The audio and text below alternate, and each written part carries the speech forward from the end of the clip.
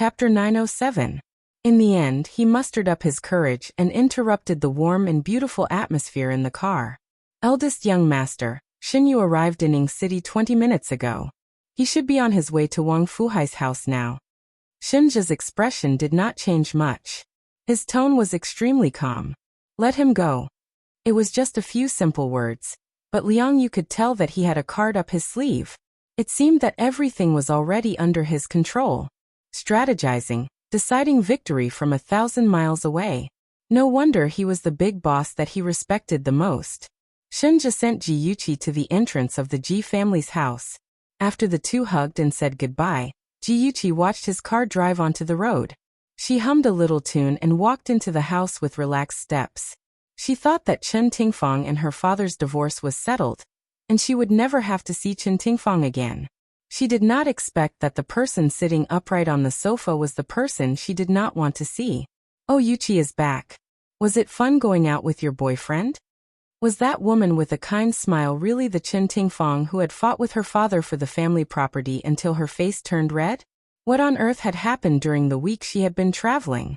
Ji Yuchi's mind was full of questions, but she still maintained a decent smile on her face. She said lightly, "Auntie Chen, I thought I wouldn't be able to see you again this time." "Look at you, child. What nonsense are you saying? We are a family. How could I not see you? Auntie Lee misses back. Hurry up and bring me a bowl of soup I made. Yuchi, you must be hungry after such a long flight. Have some soup to warm your stomach." Chen Tingfang was very enthusiastic, just like when she first married into the family. One who was unaccountably solicitous was hiding evil intentions. Ji Yuchi was secretly vigilant, but the smile on her face did not change. "No need, Auntie Chen. I ate on the plane. I'm not hungry at all. I'm just a little tired." "Then hurry upstairs and rest. What do you want to eat for lunch? Auntie will ask the kitchen to prepare it for you."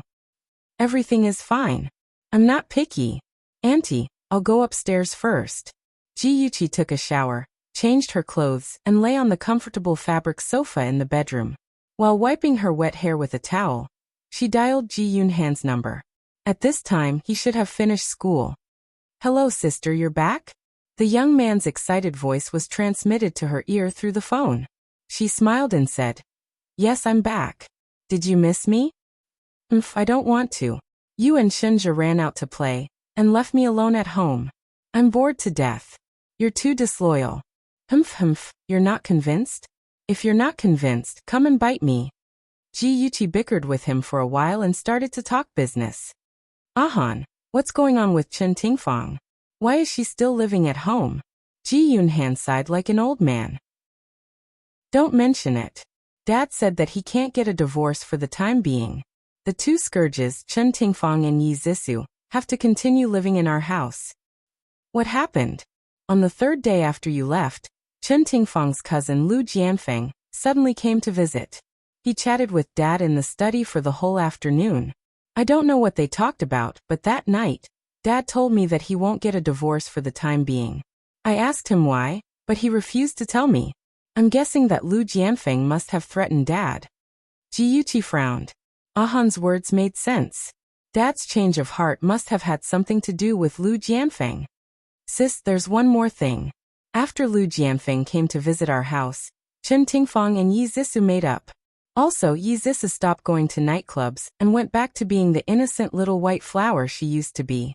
Ji Yuchi pinched the space between her eyebrows and sighed.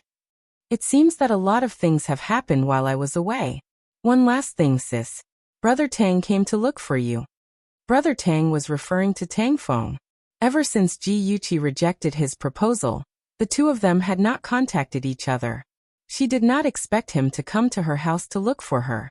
She asked in surprise, "Why was he looking for me?" Brother Tang said that he's going to England for his postgraduate studies. He has already received an offer from Cambridge University. "That's great. Congratulations to him." Ji Yunhan was silent for a moment before he said, "Sis, you should give Brother Tang a call and congratulate him in person. When he came to look for you that day, you weren't around. He looked very disappointed." The name Tang Feng ran through her mind over and over again. From time to time, memories of her childhood flashed through her mind. Ji Yuchi sighed and finally picked up her phone to call him. The phone rang twice and she heard his deep voice. Yuchi? Ji Yuchi pretended to laugh lightly. Brother Tangfeng, I heard from Ahan that you've received an offer from Cambridge University.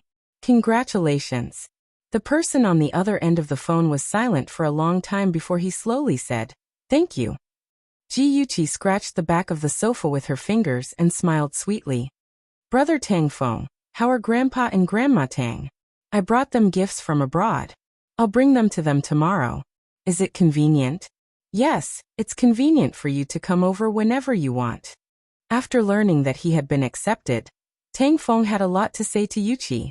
When he mustered up the courage to go to her house, Ahan told him that she was traveling abroad with a friend. Tangfeng's enthusiasm was immediately extinguished.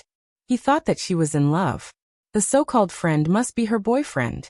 He asked Ahan for confirmation and Ahan admitted it. Although he already knew that he couldn't win back Yuchi's feelings and tried his best to forget her, he still couldn't help but feel pain in his heart when he learned that she was dating Shenjia. Ji Yuchi pretended not to hear the pain in his voice. Brother Tangfeng, I'll see you tomorrow. Okay. Dead silence returned to his ears. Tangfeng looked at the phone in his hand and bitterly pursed his lips. That night, the whole family had dinner together. Ji Bowen hadn't seen his daughter for a few days and missed her very much. He kept putting food in her bowl and piling it up like a small hill. Ji Yunhan said childishly, Dad, you're biased. You value girls more than boys. Ji Bowen deliberately scolded with a straight face. Girls should be pampered and boys should be rough. Otherwise, how can you grow up to be an indomitable man? Dad, you're looking for excuses for your bias, Ji Yunhan said with dissatisfaction, but his face was full of smiles. On the table that had long been lifeless, the laughter of the past was finally restored. Ji Yuchi secretly observed for a long time, and realized that although Chen Tingfang and Yi Zissou seemed to have reconciled on the surface, they were actually divided at heart. Well, there was Xiao Yihan between the two of them, so how could there not be a barrier? As the saying goes, a broken mirror is hard to mend. They were just maintaining harmony on the surface. After dinner, Ji Yuchi gave the gifts she bought from Hawaii to everyone one by one. Yi Zissou looked like a close sister, and thanked her affectionately. Chen Tingfang was also very enthusiastic. She couldn't wait to hug Ji Yuchi and shout, Good daughter! The two siblings, Ji Yuchi and Ji Yunhan, were thunderstruck by the mother and daughter's exaggerated performance. They tried their best not to get goosebumps all over their bodies. The whole family gathered together and chatted for a while before returning to their rooms to rest. Ji Bowen went to the study. Ji Yuchi followed in and muttered unhappily, Dad, didn't you want to divorce Auntie Chen? Why aren't you divorcing her? Ji Bowen sighed. Chi-Chi, I know that you and Ahan don't like her, but Dad is also very helpless. There are some things that I can't control. Chi-Chi, I've already talked to her. She won't cause trouble for you and Ahan in the future. Just hold on for a few more years, okay? Dad, tell me the truth. Did Lu Jianfeng threaten you? Ahan told you, right? Ji Bowen pinched his eyebrows. You're still young. Don't worry about these things for the time being. Don't think too much about it. Dad will take care of it. Dad, I'm not young anymore. Just tell me. Ji Yuchi shook his arm coquettishly. Dad, after I graduate, I'll enter the G group. If you keep hiding everything from me now and shield me from the wind and rain, how can I grow and manage the company in the future? You should let me know about these things earlier. All right. I really don't know what to do with you. Ji Bowen was moved by her words. He deliberated for a while and said, Lu Jianfeng is about to be transferred to Ing City and become the leader of Ing City. You know that although our Ji family's business is very big, we rarely come into contact with the ways of the government. If he casually sets a trap for us, we'll fall into it. A few days ago, he came to visit me. During our conversation, he mentioned a few investments made by the G Group. He even said that there might be financial problems. Tell me, if this isn't a clear threat, then what is? As he spoke, his chest rose and fell rapidly. His expression was very ugly. Ji Yuchi patted his chest tenderly and said softly, Dad, don't be agitated. Take a deep breath. Ji Bowen shook his head. I'm fine. Lu Jianfeng is in the limelight now. I have to give him some face. It's just that you and Ahan will have to suffer. Dad, don't worry. Even if Chen Tingfang stays in our house, Ahan and I won't let her bully us. Ji Yuqi gritted her teeth. Her beautiful face was filled with determination. Dad, Lu Jianfeng won't be able to be arrogant for long. Once he falls, Chen Tingfang will have no backing. Let's see how long they can be arrogant for. She thought to herself. Lu Jianfeng, I originally wanted to stay out of your way. I didn't expect you to interfere with the Ji family's affairs. Don't blame me for being heartless. After Shen Yu rushed back from Hawaii, he immediately went to Wang Fuhai's house. He went straight to the point and said that he wanted to buy the shares in his hands. He didn't expect Wang Fuhai to say that the shares had been sold to Zhongxin Technology. He suppressed his anger and said sternly, "How can you sell the shares in private? You're harming the company's interests." Wang Fuhai already had the money from selling the shares in his hands. He didn't put Xinyu in his eyes.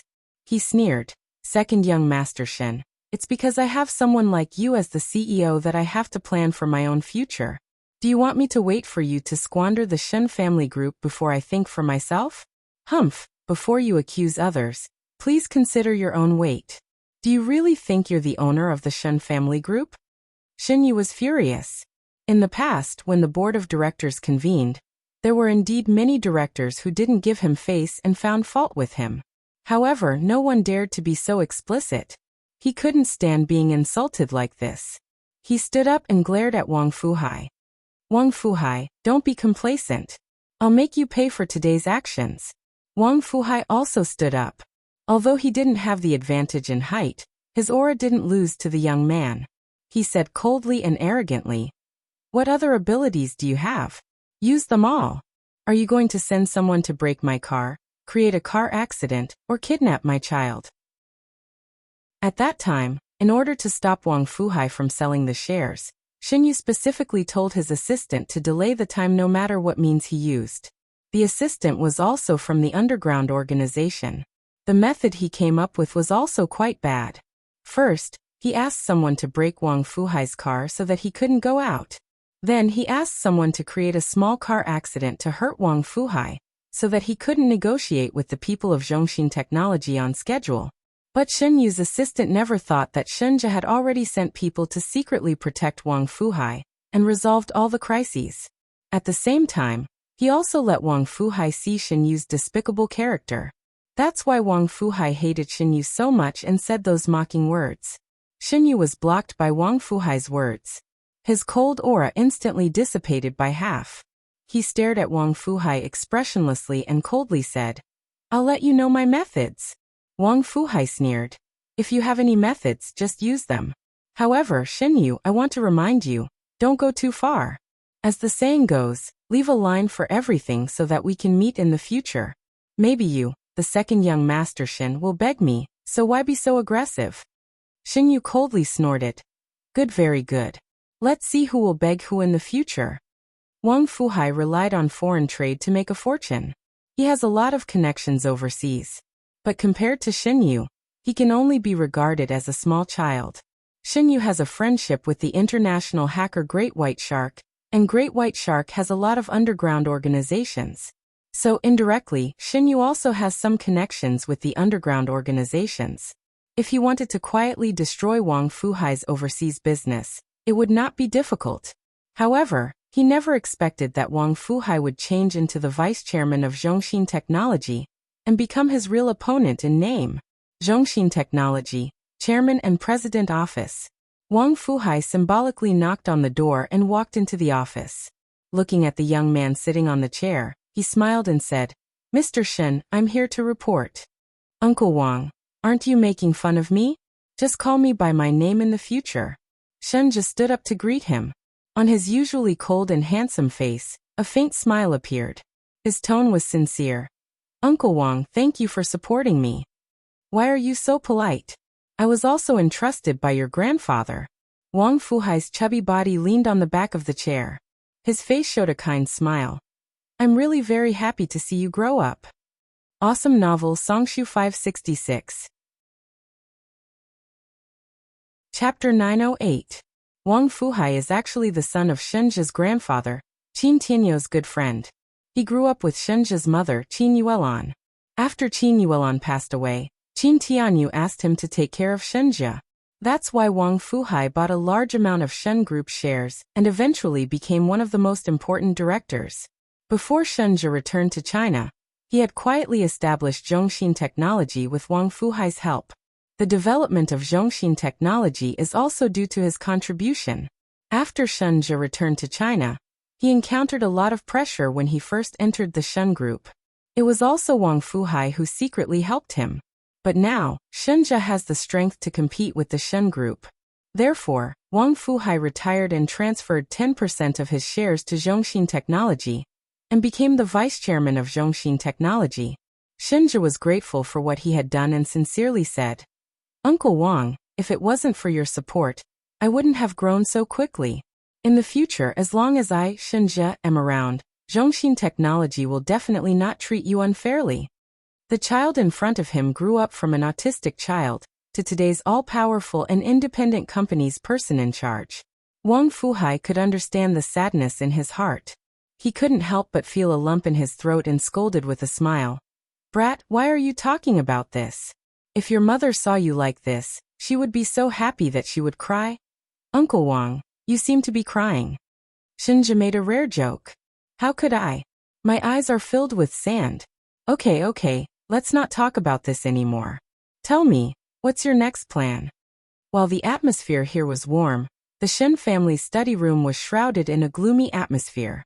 Shen Jianhao just returned from a business trip abroad and heard that Wang Fuhai sold his shares to Zhongxin Technology and became the vice chairman of Zhongxin Technology. This made his mood extremely bad. With a pale face he said, "Zhongxin Technology, do you know anything about this company?" Shen Yu's face was also not good. He said in a deep voice, "Zhongxin Technology is a high-tech company established 4 years ago. It mainly engages in software development, game development, and other businesses.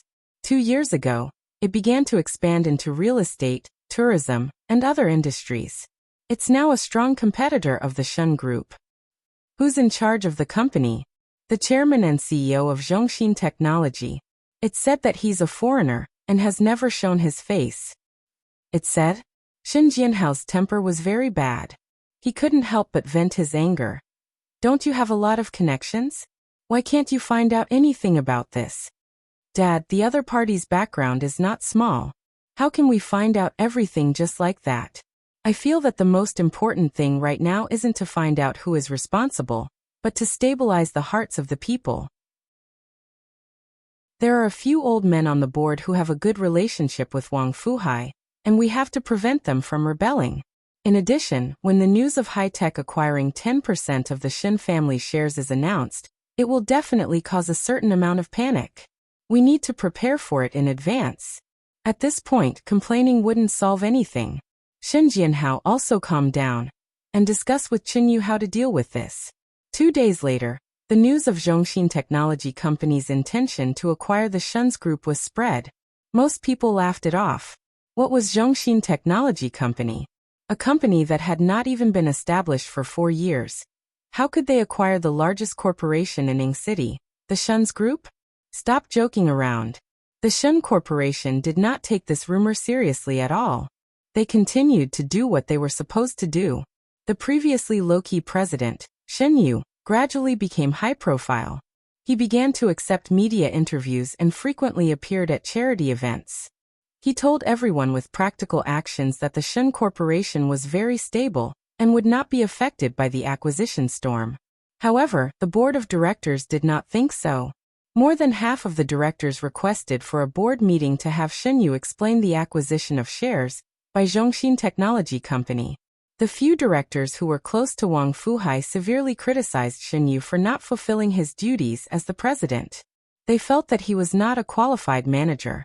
A white-haired director said mercilessly, "I think that if the Shen's Group wants to develop, we need to change to someone more capable and more daring than Shen Yu to take charge of the situation."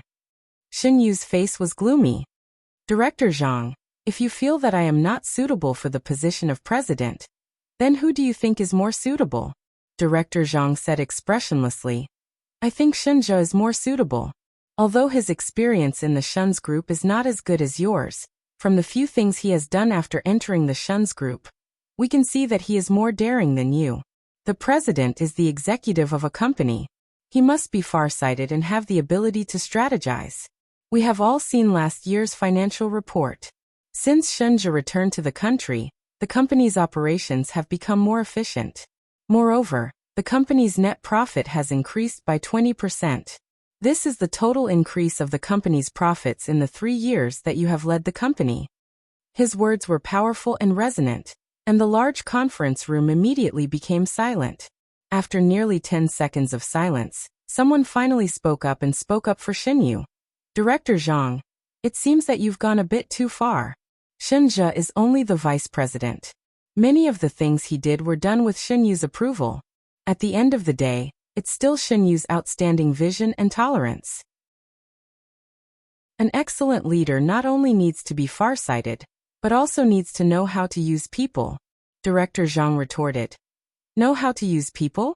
Before Shinja came back, most of the company's middle and high-level managers were Xinyu's trusted aides. In the end, they were unclear about their duties, evaded responsibility, used their power for personal gain, embezzled the company's public funds, and even colluded with competitors. Is this how he knows how to use people? The person who spoke well of Xinyu was questioned until he was speechless, and another person immediately stepped forward to analyze Shinja's shortcomings. As a result, the board of directors turned into a vegetable market. Everyone was divided into 2 groups. One group was led by Director Zhang, who supported Shinja to seize the position of president. The other group was led by Shen Jianhao, who supported Xinyu to continue to be the president. The 2 groups quarreled for more than an hour without convincing each other. Finally, Shen Jianhao said, I propose that we vote. Everyone agreed. Finally, it was unanimously decided that for 2 months, the board of directors would examine the decision-making and leadership ability of the current president and vice president, and then vote to elect the new president. In other words, starting from this decision, Shinja was no longer under Xinyu's control. He could bypass Xinyu and make management decisions. After the meeting was over, only Shinja and Xinyu were left in the large conference room. Xinyu said with a smile, Brother, congratulations. Shinja said indifferently, It won't be too late for you to congratulate me when I'm promoted to president. Xinyu laughed gloomily, Hee, for today's show you must have spent a lot of effort. In order to make those old things stand on your side, what benefits did you give them? This sentence, I should be the one asking you. What on earth did you do to make those people stand on your side? His tone was very calm, and his deep eyes were like the dangerous deep sea. Even if he didn't reveal the slightest bit of it, Xinyu could hear the contempt in his words. The veins on Xinyu's forehead jumped. He gritted his teeth and said, I won't let you succeed. This position is mine. Shinja didn't say a word. He expressionlessly brushed past him. It seemed that he disdained to continue the boring conversation between the 2 of them. Xinyu was about to go crazy. His handsome face was distorted with anger. He secretly swore in his heart that he must defeat him and trample him under his feet. That night, Xinyu wanted to find a woman to relax and adjust his mood. He asked his assistant to call a young model. The 2 of them had a candlelight dinner in his apartment. Then they got to the point.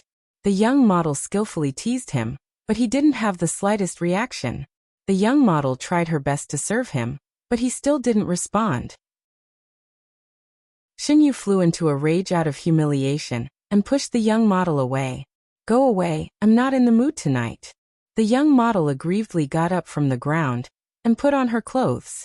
She pitifully glanced at him a few times. When she found that he didn't have any intention to stay, she reluctantly left.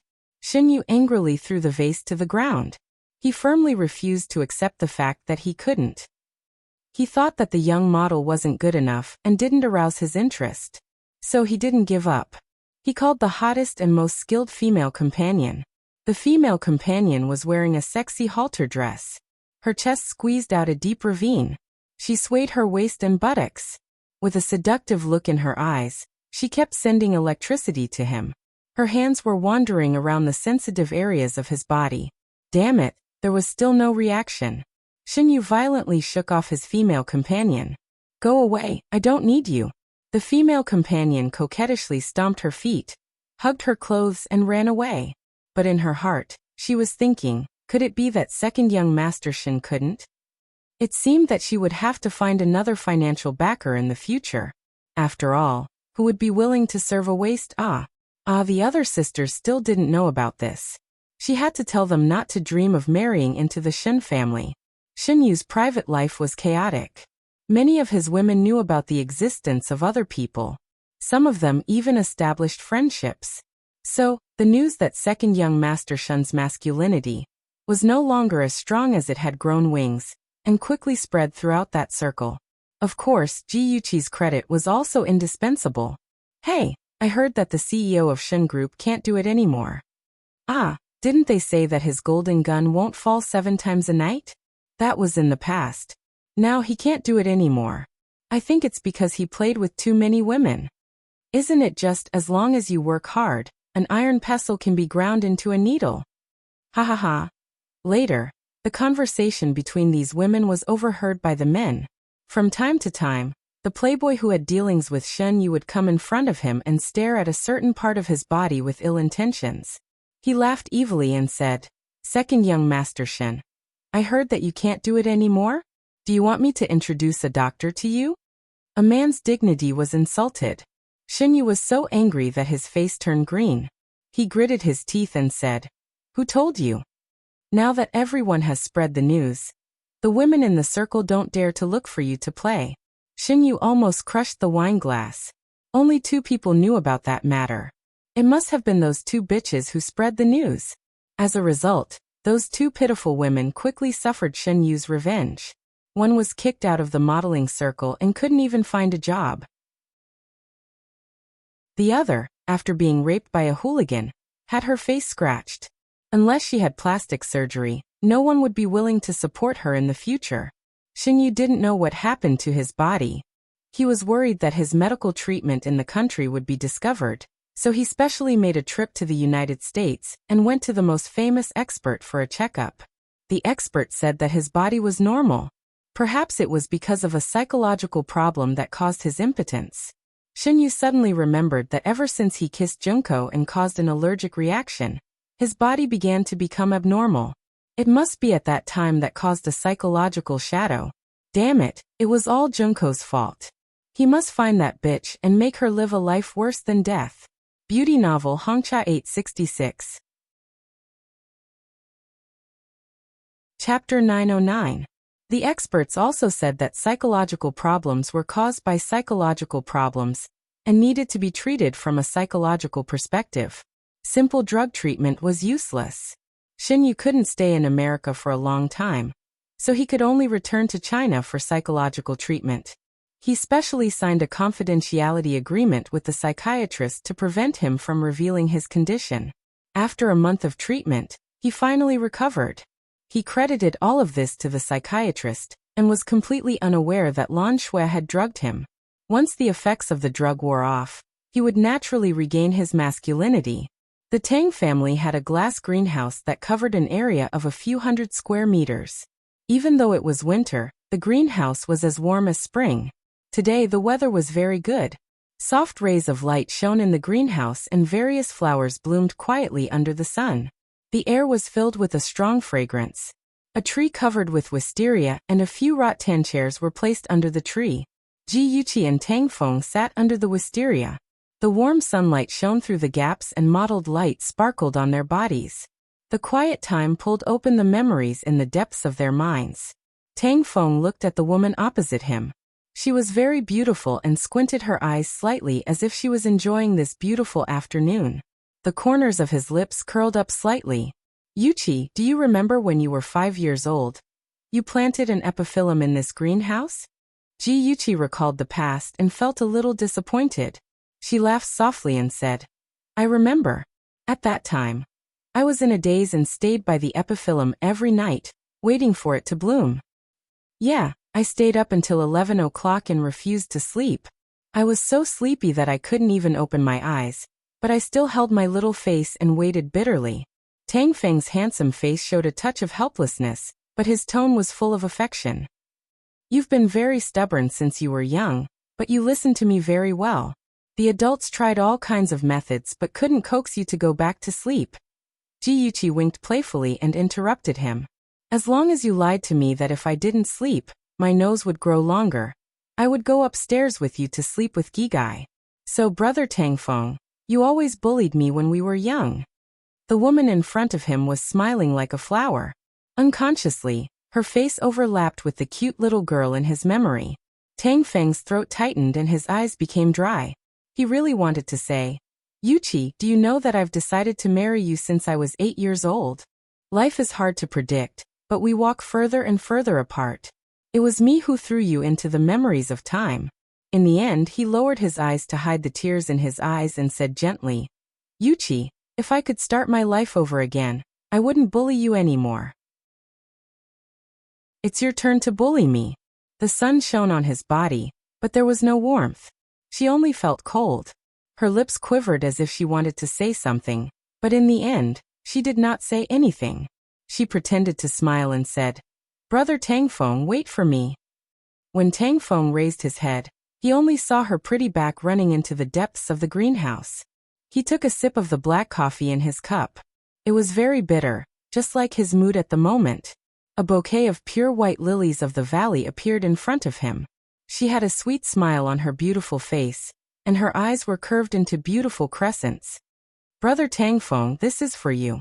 The meaning of the lilies of the valley is happiness. As long as you receive the lilies of the valley, you will be blessed by the god of luck.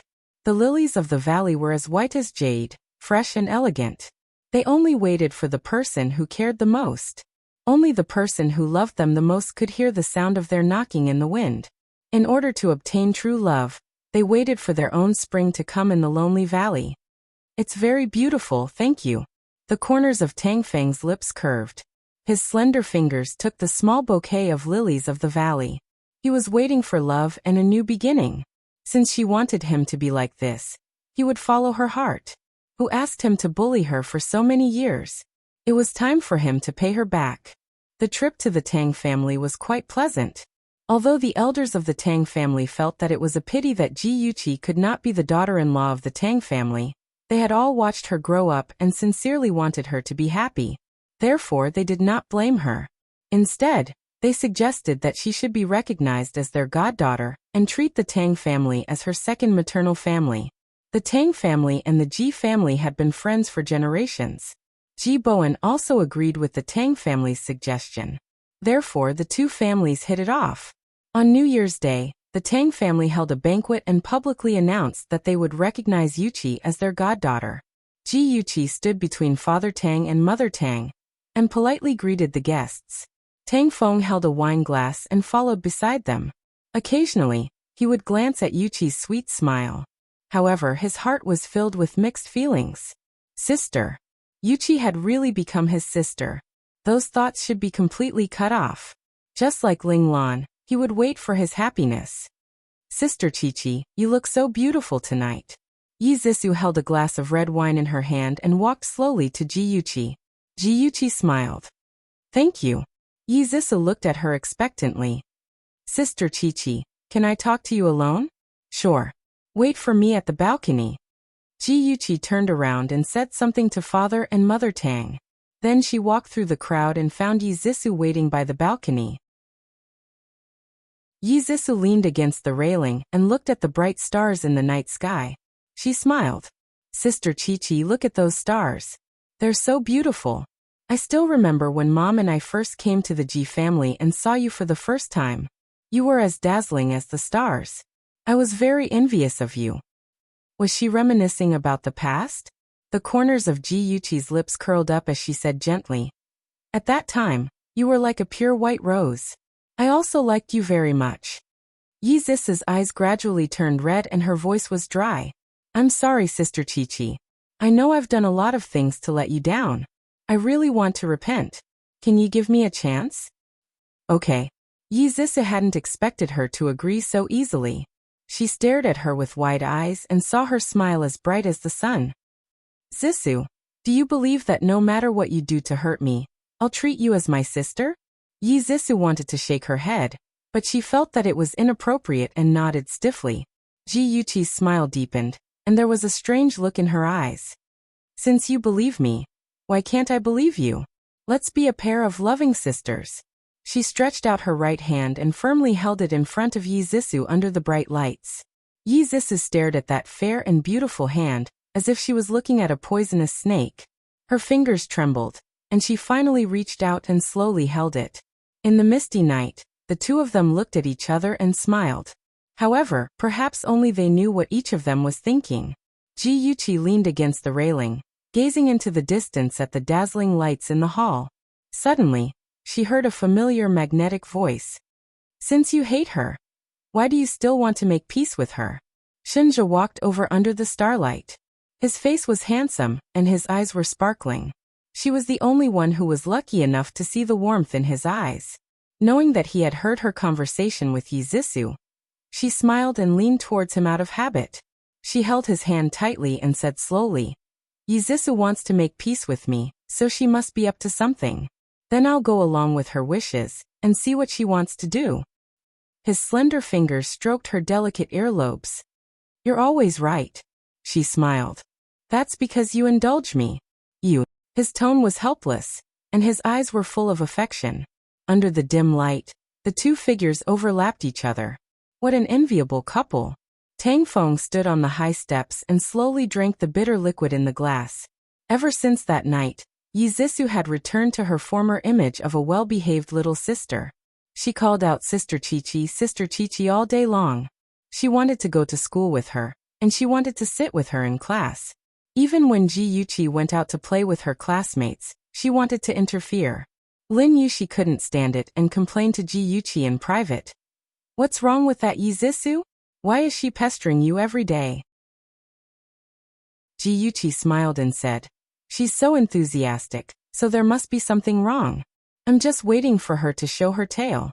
It's okay, just pretend that she doesn't exist. We'll play by ourselves.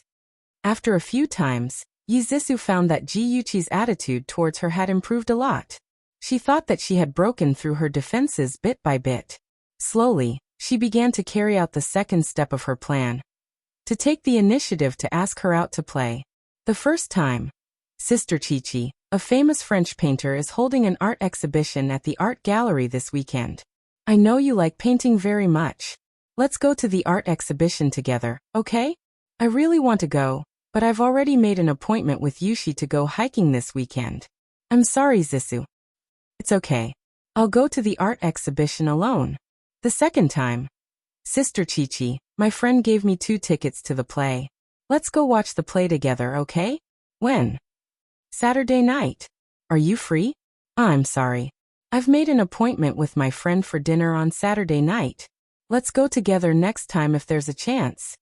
After Yi Zissou's invitation had failed 3 times, Ji Yuqi decided to give her a taste of her own medicine. On the 4th invitation, she agreed, saying that she happened to be free. Hence, on an afternoon when there were no classes, they agreed to go to a clothing store to buy clothes. This was the busiest pedestrian street in Ing City. It was filled with internationally renowned brands. In one of the high-end clothing stores, Ji Yuqi was pretending to choose clothes. Yi Zissou took a dress to the fitting room to try it on. As soon as she entered the fitting room, she immediately took out her phone and said in a low voice, "Hello, I've already lured Ji Yuqi out as you requested. When are you going to return my photos?" Outside the clothing store, 2 men in suits and leather shoes looked through the glass window at Ji Yuqi, who was choosing clothes in the store. One of the men was holding a phone in one hand. With a gentle smile on his handsome face, he said in a gentle voice, "I'm very busy now. I'll call you back later." After saying this, he quickly hung up the phone without waiting for a reply. "Jiang Tianhao, you're really something. The most beautiful curly-haired woman in the clothing store. Is she really your ex-girlfriend?" Jiang Tianhao put his phone in his trouser pocket and laughed. "Of course, I can lie to anyone but you, young Master Jean."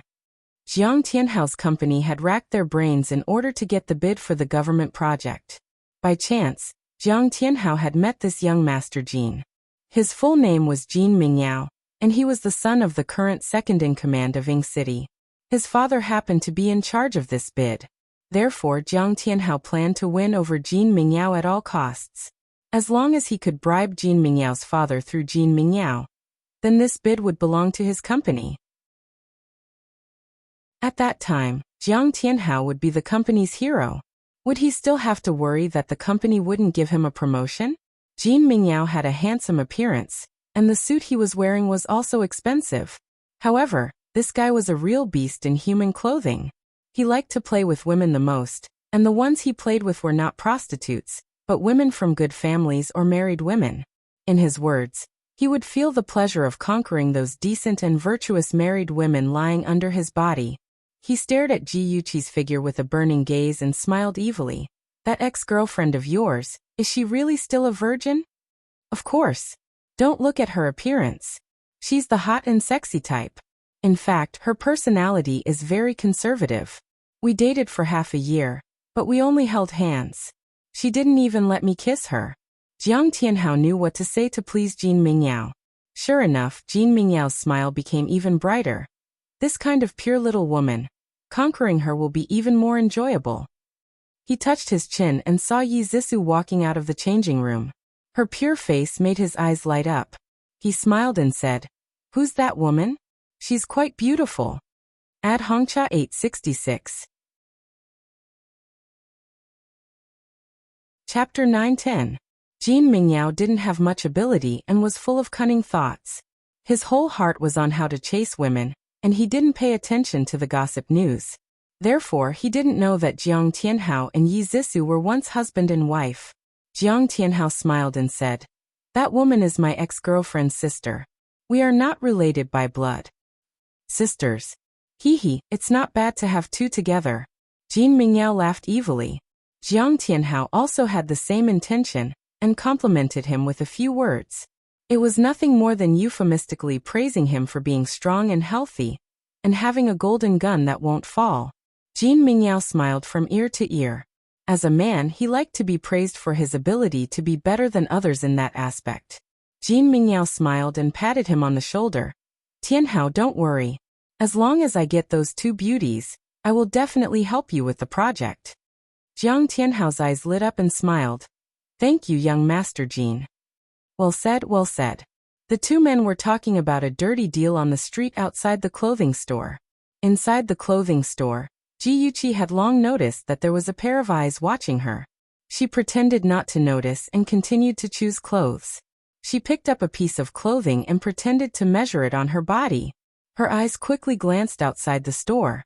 Suddenly, as if she was struck by lightning, her body stiffened for a moment. Jiang Tianhao, Jin Mingyao, it was actually those two bastards. That incident should have happened more than a year later, but it actually happened ahead of time. She quickly lowered her eyes and turned around. With her back to the glass display window, her fingers tightly grasped the clothes. All the blood in her body rushed to the top of her head. Her mind was filled with the unbearable memories of her previous life. That feeling of despair, the sight of blood, the wind madly forced her. She almost couldn't bear it anymore. She really wanted to rush out and bite those two scumbags to death. "Sister Chi-Chi, what's wrong with you? You don't look good. Are you feeling unwell?" Yi Zissou came out of the changing room and saw Ji Yuqi's pale face. Her eyes were tightly shut, and she looked like she was in pain. Her words were like a basin of cold water, drenching Ji Yuqi from head to toe. She slowly woke up, opened her eyes and said slowly, "My head hurts a little. Maybe I caught a cold just now." "Then let's hurry home. Or should I send you to the hospital?" "No need, I'll just go home and sleep. But don't you still need to buy clothes?" "It's okay. Your health is more important. Sister Chi-Chi, wait for me here. I'll go get the car." "Well, thank you." Ji Yuqi took out the car key from his handbag and handed it to her. On the way home, Ji Yuqi's eyes were slightly closed as she leaned back in her seat, her expression tired. Yi Zissou asked her a few more times with concern, but when she saw that Ji Yuqi didn't want to talk, she obediently shut her mouth. After returning to the room, Ji Yuqi's sickly look disappeared and her deep black eyes were filled with sternness. Whenever she thought of the faces of Jin Mingyao and Jiang Tianhao, those two bastards, she was filled with hatred. This time, if they came to provoke her again, She wouldn't let those two scumbags off. At the same time, in Yi Zisu's room, she held the phone in her hand and said impatiently, Jiang Tianhao, what do you want? I've already promised you that I'll lead Ji Yuqi to the place you said. Why haven't you returned my photos to me? At this moment, she hated Jiang Tianhao to the core. That bastard actually followed her and secretly took all the photos of her with those men in the nightclub. He even threatened her. Jiang Tianhao's deep and cold laughter came from the phone. Beg me. If you beg me, I'll return it to you. Yi Zisu was so angry that she was about to vomit blood. She gritted her teeth and stabbed Jiang Tianhao in her heart. Haha, why aren't you talking? Beg me, and I'll return it to you. Yi Zisu squeezed out a few words from between her teeth. I beg you, I'll return it to you. He said lazily, sorry, your voice is too soft. I can't hear you. Her eyes were filled with hatred. She raised her voice and said word by word. I beg you, return it to me. Very well, I heard you clearly, but I've changed my mind. Yi Zisu was furious. Jiang Tianhao, you're too shameless. He said coldly. I'm shameless, but it's better than you being a slut. You're willing to be a slut and be ridden by those men. You're really lewd. Ah! Yi Zisu screamed. She was about to go crazy from anger. She gritted her teeth and said fiercely, Alright, since you're treating me like this, I don't care anymore. I don't want those photos anymore. Yi Zisu, swear that I'll make you regret being human. Jiang Tianhao laughed softly. Why are you angry? I was just joking. Seriously, as long as you bring Ji Yuqi out one more time, I'll return the photos to you. I swear on my integrity. Pfft, what integrity do you have? Yi Zisu sneered. I want you to swear on your mother's life. Alright, I swear on my mother's life. Are you satisfied now? I'll let you know the specific time. Remember, no matter what method you use, you must bring Ji Yuqi out. Otherwise, I'll let everyone in the city know that you're a lewd and lowly woman. Alright. Yi Zisu's poisonous eyes stared fiercely at a certain place in the room, as if she was staring at the person on the other side of the phone. When only the beeping sound was left in her ears, she immediately threw the phone against the wall. Since that day when they went shopping together, the relationship between Yi Zisu and Ji Yuqi had made great progress. Ji Yuqi would sometimes take the initiative to invite Yi Zisu to play with her friends. Yi Zisu was naturally happy to see this result. Sister Qiqi, my high school classmate invited me to his birthday party this Saturday night. Can you come with me? Ji Yuqi awkwardly said. That's your high school friend. You all know each other. If I go with you, won't it be too awkward? Yi Zisu quickly said. It doesn't matter. My classmate said that he was worried that it would be awkward if we didn't see each other for too long, so he asked everyone to bring a friend or family member. The more the merrier. If that's the case, then I'll think about it. If I have time, I'll go with you. Seeing her lack of interest, Yi Zisu quickly said, Sister Qiqi, I have a high school classmate who can perform magic. He will also attend the birthday party. Ji Yuqi's eyes lit up. Magic? Yes, he can casually conjure a lot of flowers and turn them into white pigeons. He's super powerful. I heard that he's very popular with girls in his university. Ji Yuqi broke into a smile. Since you've invited me, I've decided to accompany you to the birthday ball. Yi Zisu slowly breathed a sigh of relief. Fortunately, he knew that Ji Yuqi liked to watch magic shows. He finally convinced her to attend the party with him. This was the most luxurious and lively KTV in Ing City. In a huge private room, there were men and women dressed to the nines. Some of them were dancing, some were singing, and some were playing cards or games. A beautiful girl with a crystal crown on her head was surrounded by the crowd. She sat on the sofa like a beautiful princess. She was tonight's main character, Yao Jingjing. Seeing two women walk in from outside, Yao Jingjing stood up happily. Zisu, I've been waiting for you for a long time. You're finally here. Yi Zisu smiled apologetically. Jingjing, I'm sorry we're late. Let me introduce you. This is my sister Yuqi. Sister Qiqi, this is my high school classmate Yao Jingjing. She's tonight's princess. Ji Yuqi revealed a faint smile and held Yao Jingjing's hand. Miss Yao, happy birthday. Thank you, Sister Yuqi. You don't have to be so polite. Just call me Jingjing. Yao Jingjing's personality was very lively. She was the kind of girl who could get along well no matter the occasion. She was also very popular. It was no wonder. She was one of Jin Mingyao's longest girlfriends. How could she not have some special abilities? Yao Jingjing exchanged a few more pleasantries with Yi Zissou. Ji Yuqi stood at the side, maintaining a decent smile. However, she was sneering in her heart. These two acted as if they were very familiar with each other. In fact, this was the first time they had met. They could really act. The two of them finally ended their boring conversation. Yi Zissou turned around and held Ji Yuqi's arm. She smiled and said, "Sister Qiqi, let's go over there and sit for a while. The boy who can perform magic will be here soon." Ji Yuqi nodded. Yi Zissou pulled Ji Yuqi to sit near the door. She deliberately chose this place. As for the reason, it would be revealed soon. The heavy wooden door was pushed open. A handsome young man dressed in a high-class suit appeared in front of everyone. When everyone's eyes were on him, he smiled and suddenly bent down in Ji Yuqi's direction. He stretched out his right hand like a gentleman and said in a magnetic voice with a gentle smile, "Beautiful miss, I'm very happy to meet you." Ji Yuqi was stunned on the spot. Yi Zissou quickly poked her arm. She came back to her senses and smiled. "I'm also very happy to meet you." As he spoke, he stretched out his right hand to shake the man's hand. The moment their fingers touched, his fingers suddenly moved slightly, and a delicate red rose appeared in his hand. He smiled and handed the red rose to Ji Yuqi's hand. He praised, "Only this delicate red rose can match your beauty." "Thank you." Ji Yuqi held the rose tightly and lowered her eyes slightly to hide the bone-chilling hatred in her eyes.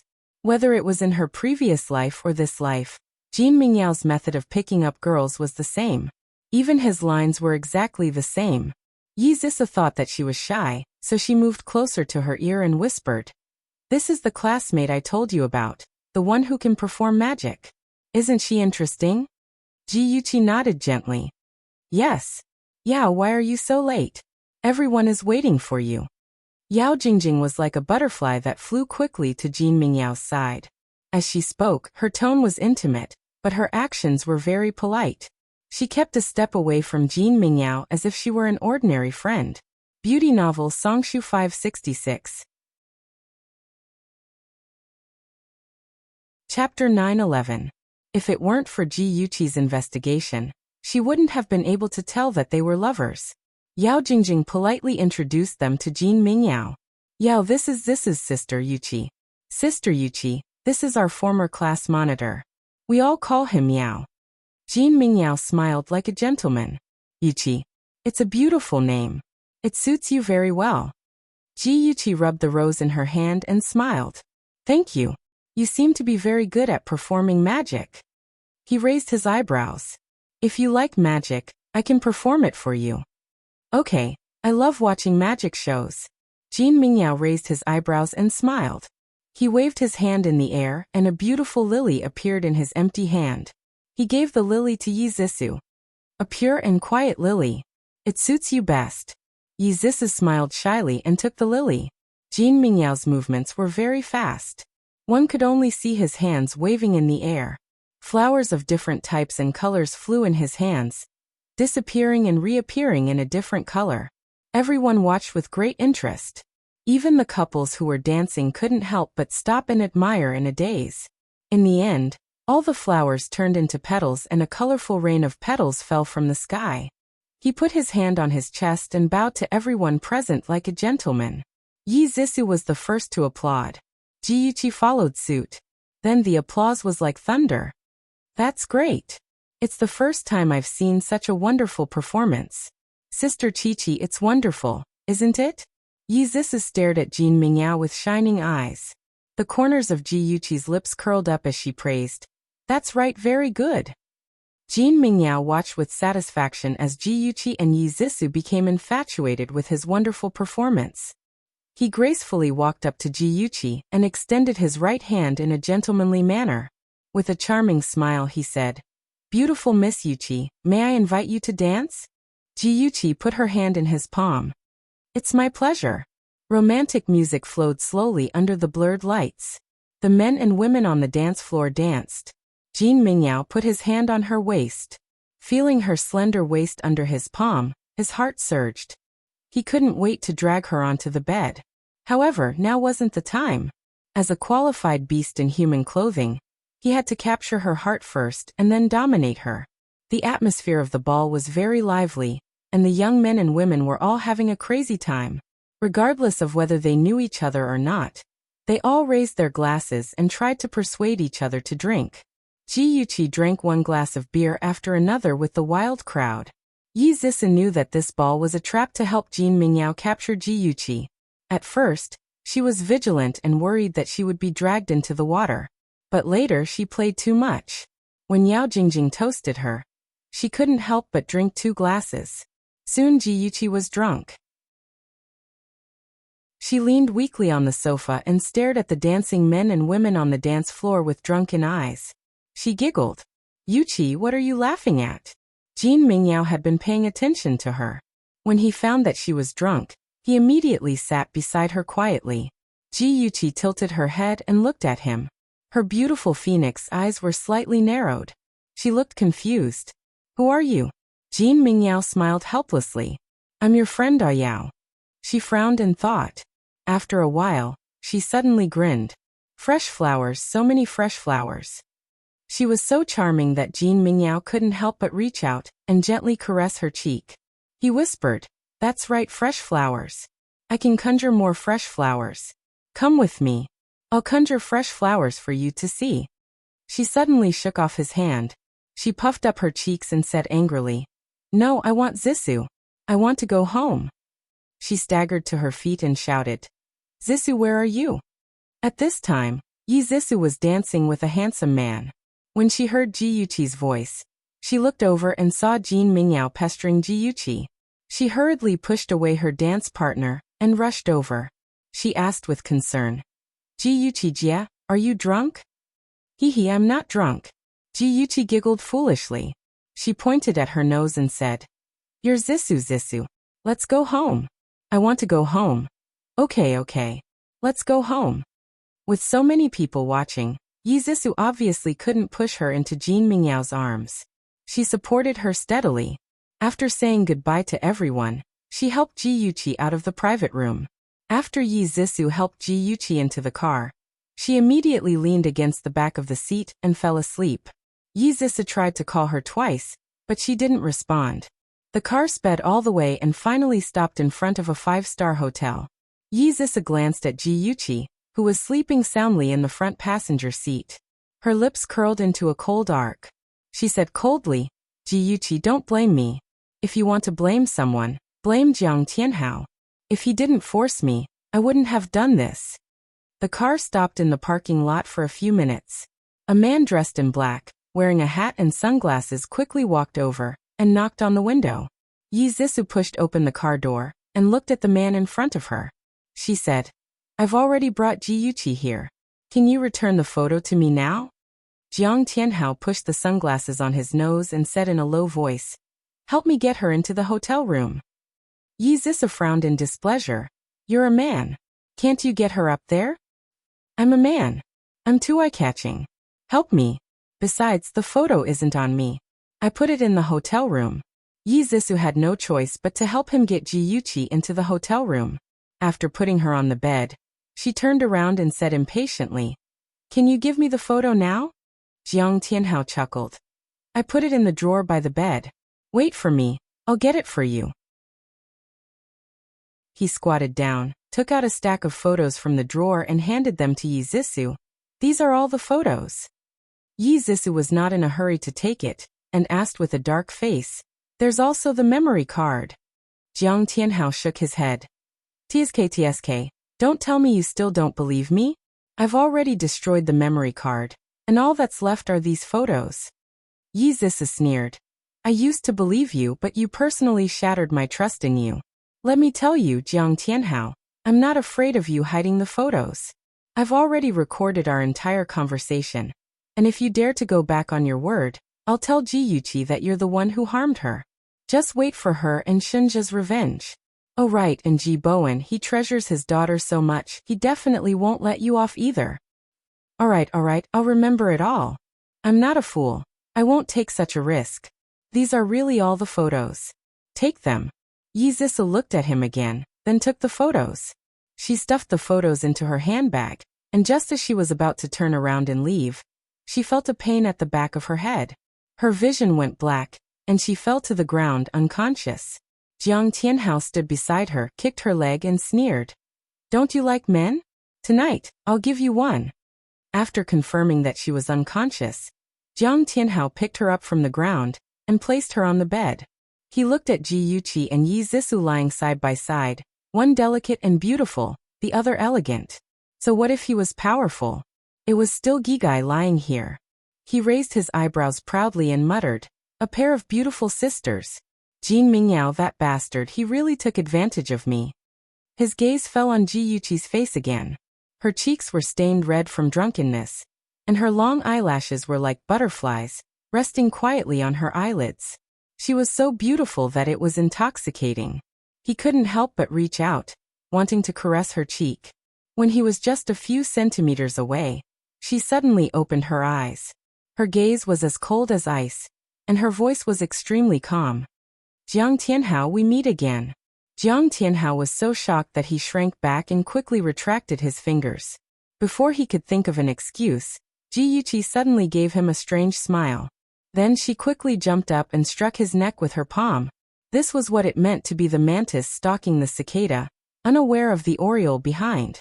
The moment before Jiang Tianhao fainted, this was the only thing left in his mind. Hi baby, I'm here. Jin Mingyao thought that he was smiling flirtatiously, but in reality, he was smiling wretchedly as he pushed open the bedroom door. On the bed, only Yi Zissou was lying. She had taken off her entire body, leaving only her underwear. There was no one else in the room. The smile on Jin Mingyao's face froze. What was going on? Weren't there supposed to be two people? How did it become one? He discontentedly dialed Jiang Tianhao's cell phone, but it was turned off. Damn it, Jiang Tianhao actually lied to him. He must make him look good. But now, the beauty was lying on the bed. Of course, he had to spend a good night with her. Before coming to the hotel, he had already eaten a few Viagra. Now was the time for the medicine to take effect. He immediately pounced on Yi Zissou like a hungry wolf pouncing on its prey. Yi Zissou was in a daze. She felt that someone was violating her, so she struggled with all her might. She liked to spend a good night with a man, but she didn't like to be forced. However, her struggle was suppressed by the man. She was so anxious that she cried out. But the man became more and more aggressive, forcefully entering her. She screamed loudly in pain. Under the influence of the medicine, Jin Mingyao tirelessly tortured Yi Zissou. Just as the two of them were endlessly passionate, a man actually climbed up from the bottom of the boat. The man's cheeks were red, his eyes were bloodshot, and his whole body was uncomfortably hot. He was about to explode from the heat.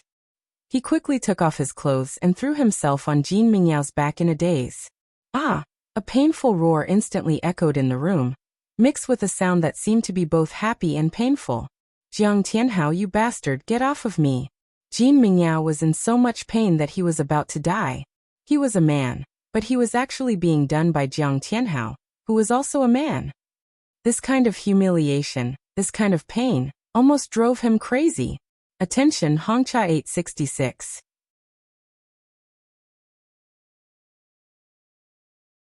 Chapter 9:12. Jiang Tianhao's mind was filled with nothing but lust. He could not listen to anything and just repeated his actions mechanically. The two people who were pinned down by him were almost suffocating. Yi Zissou looked at the ceiling with tears in her eyes. She was on the verge of a breakdown. Her hands groped around, trying to find something to drive Jin Mingyao and Jiang Tianhao away. Finally, she found a fruit knife on the bedside table. She said, Ihan, take me away. She raised the knife and stabbed it into the back of the man on top of her. 1 stab, 2 stab, 3 stab. Fresh blood dyed her cheeks and eyes red. She laughed madly, and her laughter was terrifying in the midst of the lewd atmosphere. 3 badly mutilated bodies were lying haphazardly on the messy bed. Blood soaked the white sheets, and the air was filled with the thick smell of blood. Yi Zissou pushed Jin Mingyao's body away and got up with lifeless eyes. She was still holding the knife in her hand. She slowly got off the bed and walked step by step out of the room filled with the smell of death. A minute later, the hotel's cleaning staff covered her mouth and screamed in horror. She saw a naked woman covered in blood. She was holding a bloody fruit knife in her hand. Her hair was disheveled as she walked down the corridor. Every step she took, she left a bloody footprint on the corridor carpet. Ah! Help! Someone's killing me! The staff threw down the cart and ran away in panic. Her terrified screams echoed throughout the hotel. The hotel lobby manager quickly called the police and brought 2 security guards to track Yizisa down. Unexpectedly, they finally found her on the rooftop. She was like a walking corpse, without any thoughts or emotions. No matter what others said, she didn't react at all. Her unfocused eyes stared blankly in front of her as she walked step by step towards the guardrail. She was like a puppet being led by a string. She slowly climbed up the high railing. As long as her body leaned forward, she would be crushed to pieces. "Miss, that's too dangerous. Please don't get agitated."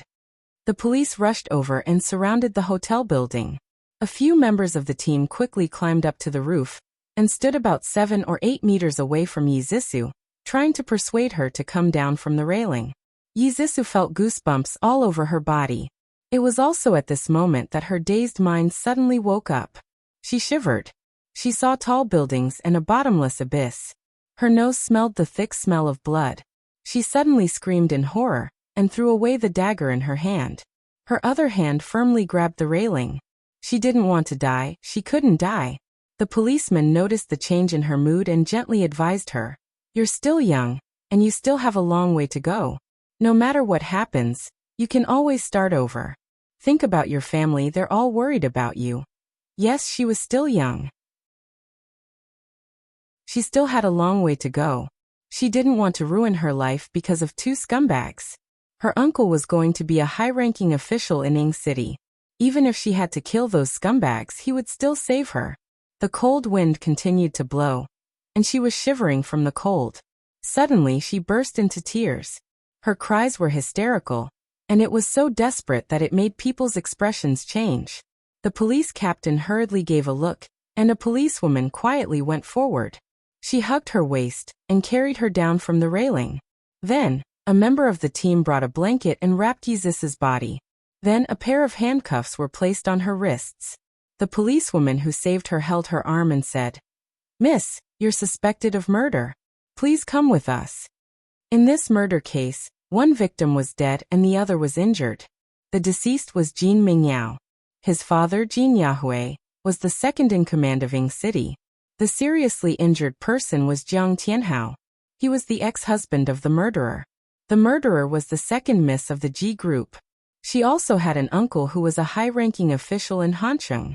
Just based on the identities of these 3 people, this case was very eye-catching. It caused a huge reaction in society. Jin Yahui had a son at an old age. He only had one son, and that was why he spoiled him so much. In the past, he didn't care about his son's private life. He thought that it wasn't a big deal for a man to be dissolute. He didn't expect that his son would die in the hands of a woman one day. If he had known that this day would come, he would have restrained his son. But it was too late for regrets now. Jin Yahui seemed to have aged more than 10 years overnight. When he faced the media, he only said one sentence: "A life for a life. I hope that the murderer will be punished by the law." This sentence showed that he wanted to punish Yizisu severely. It also showed that he wanted to go against Lu Jianfeng. One was the second in command of Ing City, while the other was the future leader of Ing City.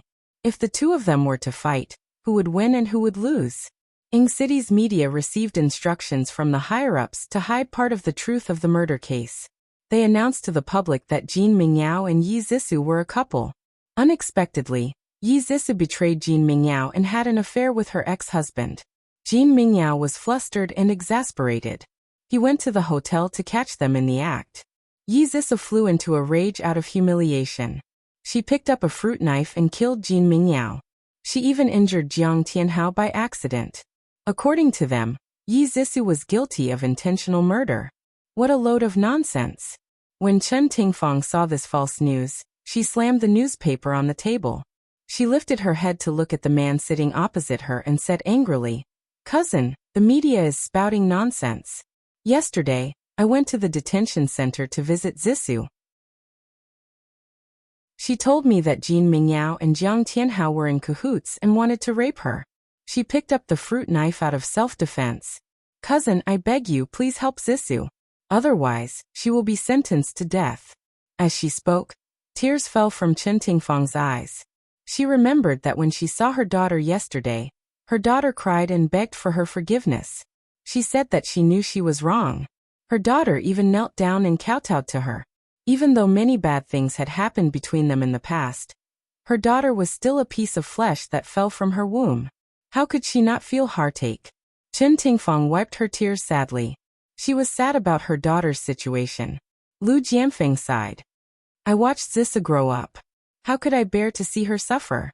But Tingfang, you know that I haven't received my transfer order yet.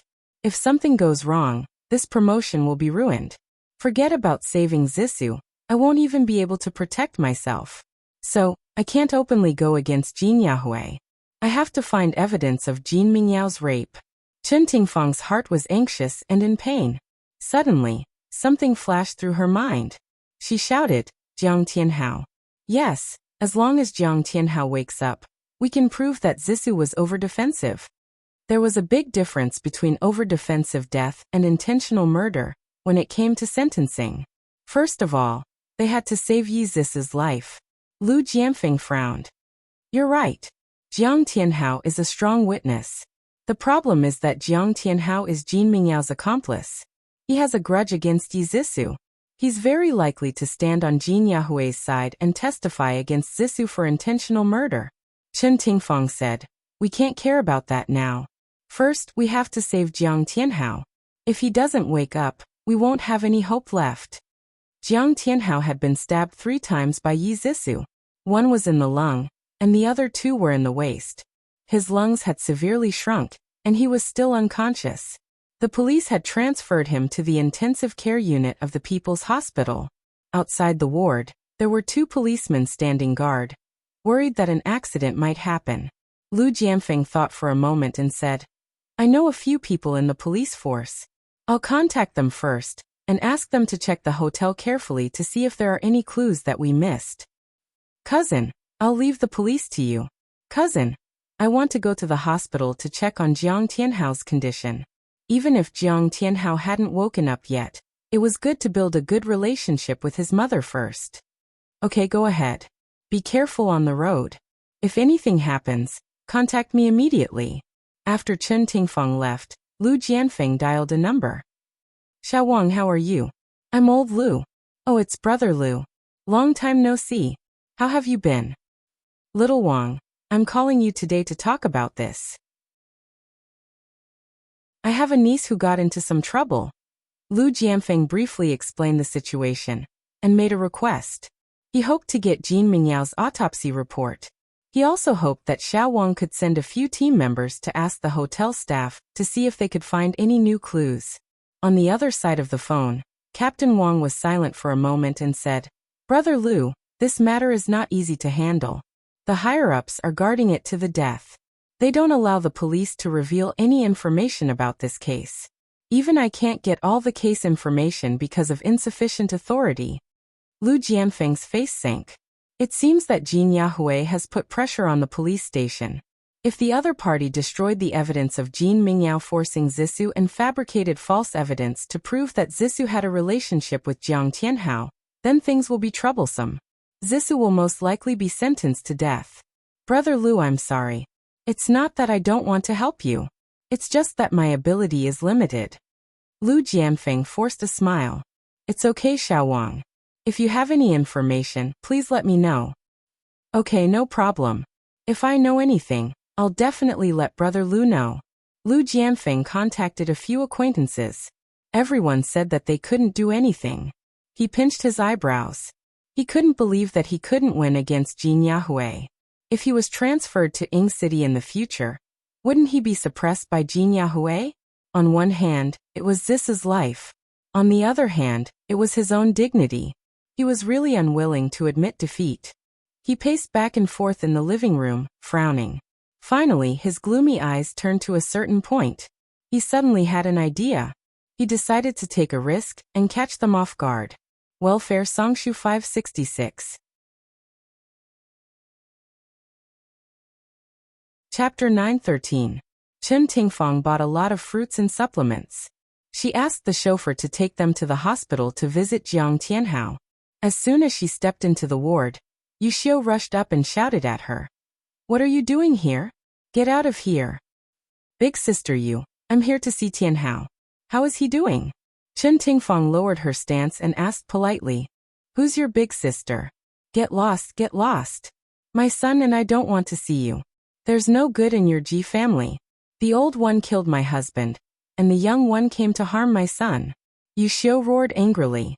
Her hands were not idle as she pushed Chen Tingfang hard. Chen Tingfang staggered back and almost fell. Chen Tingfang steadied herself with the help of the chauffeur. She took a deep breath and forced a smile.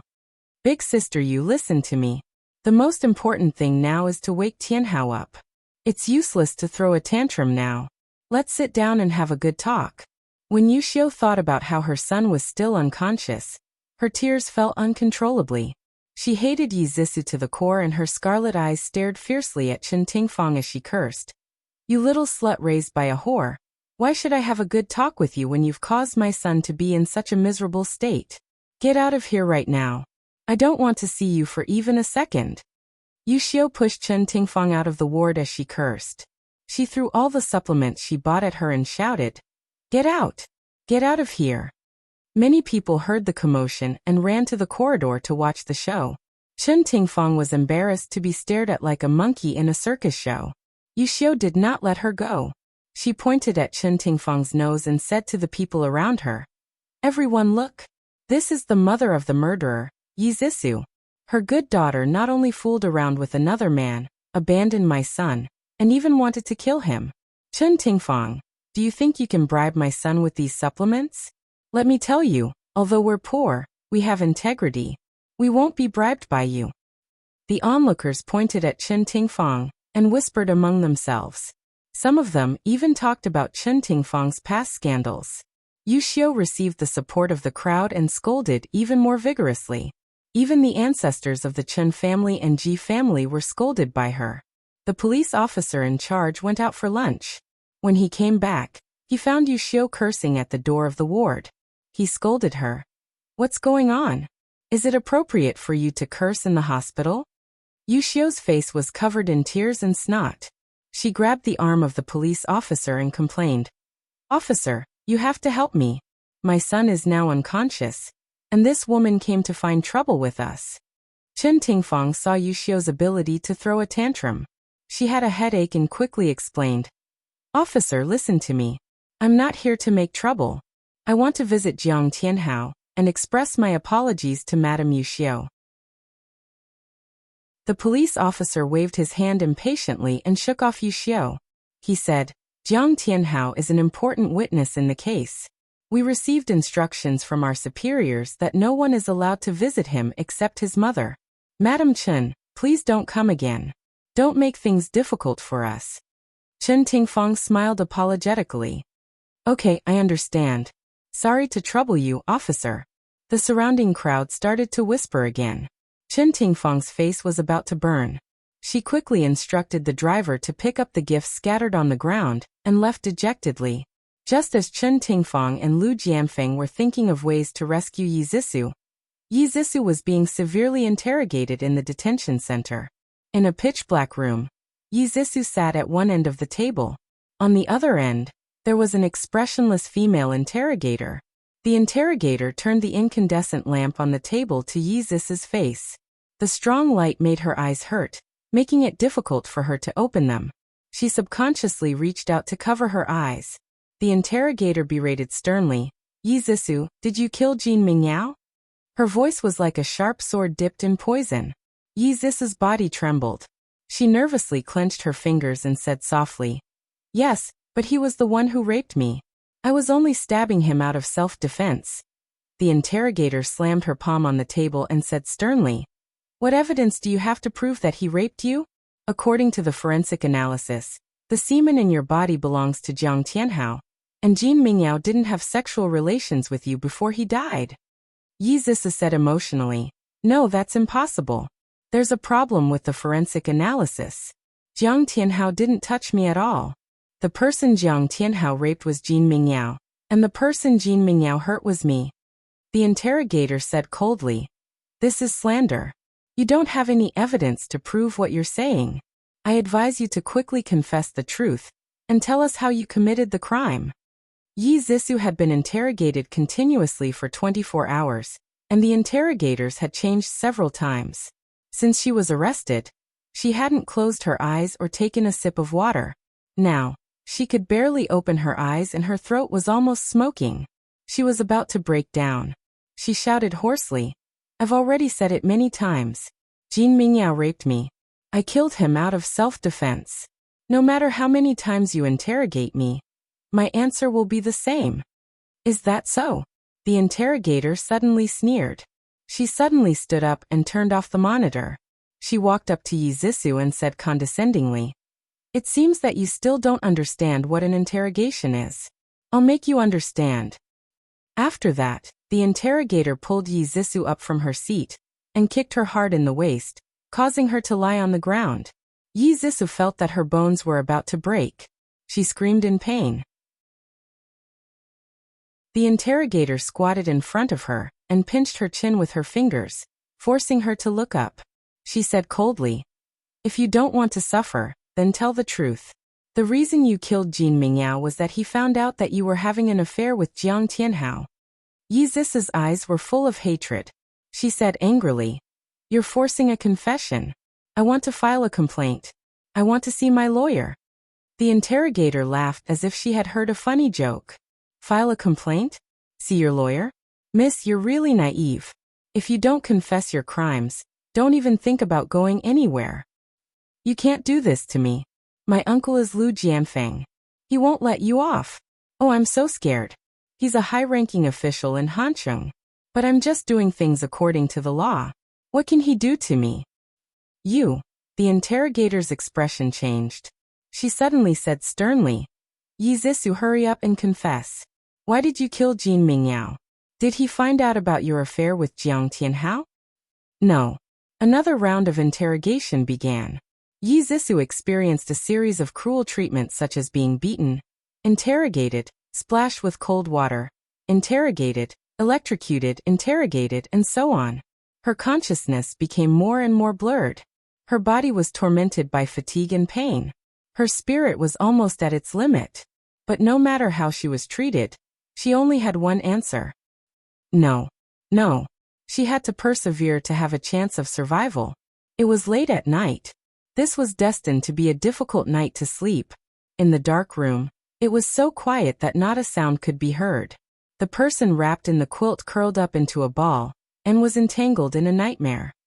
Jingjing, happy birthday. This is my sister Yuchi.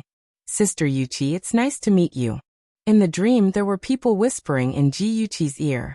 Some were laughing, and some were singing happy birthday songs. It was noisy and lively. Suddenly, roses in full bloom appeared in front of her eyes. She heard the devil's voice. Only this delicate red rose is worthy of your beauty. Many people toasted her. She knew them and didn't know them. She couldn't refuse. Her head was dizzy as she lay in Yi Zisu's arms. She heard Yi Zisu's muffled laughter. Ha ha ha, we're all drunk. Who's going to send us home? She was carried up in a broad embrace and a warm breath. She leaned in his arms and murmured, Hubby, my head hurts. I want to go home. Okay, let's go home. Jiang Tianhao's enlarged handsome face suddenly appeared in front of her eyes. She hugged him in relief, but in the next second, that face suddenly turned into Jin Mingyao's. Jin Mingyao pressed her under his body, a wretched smile on his face. Beauty, I've liked you for a long time. Just give in to me. She struggled in fear. He grabbed her hand with one hand and tore at her clothes with the other. She cried in fear, kicking and biting, refusing to let him near her. He slapped her so hard that she almost fainted. She gasped weakly, and he took the opportunity to tear off the last of her clothes. She gritted her teeth and used all her strength to kick him away. She threw herself onto the floor in a panic, trying to escape from his evil clutches. She ran for her life, But when she ran into the living room, he hugged her waist from behind and dragged her onto the carpet. He used all his strength to pry her legs apart. She fumbled around unwillingly and finally found a fruit knife on the coffee table. She raised the knife and ruthlessly stabbed it into his chest. Fresh blood spurted out from the wound like warm rain, staining her entire body. She covered her face in fear and cried out loud. She had killed someone. She hid in a corner in fear, trembling. She didn't know what to do.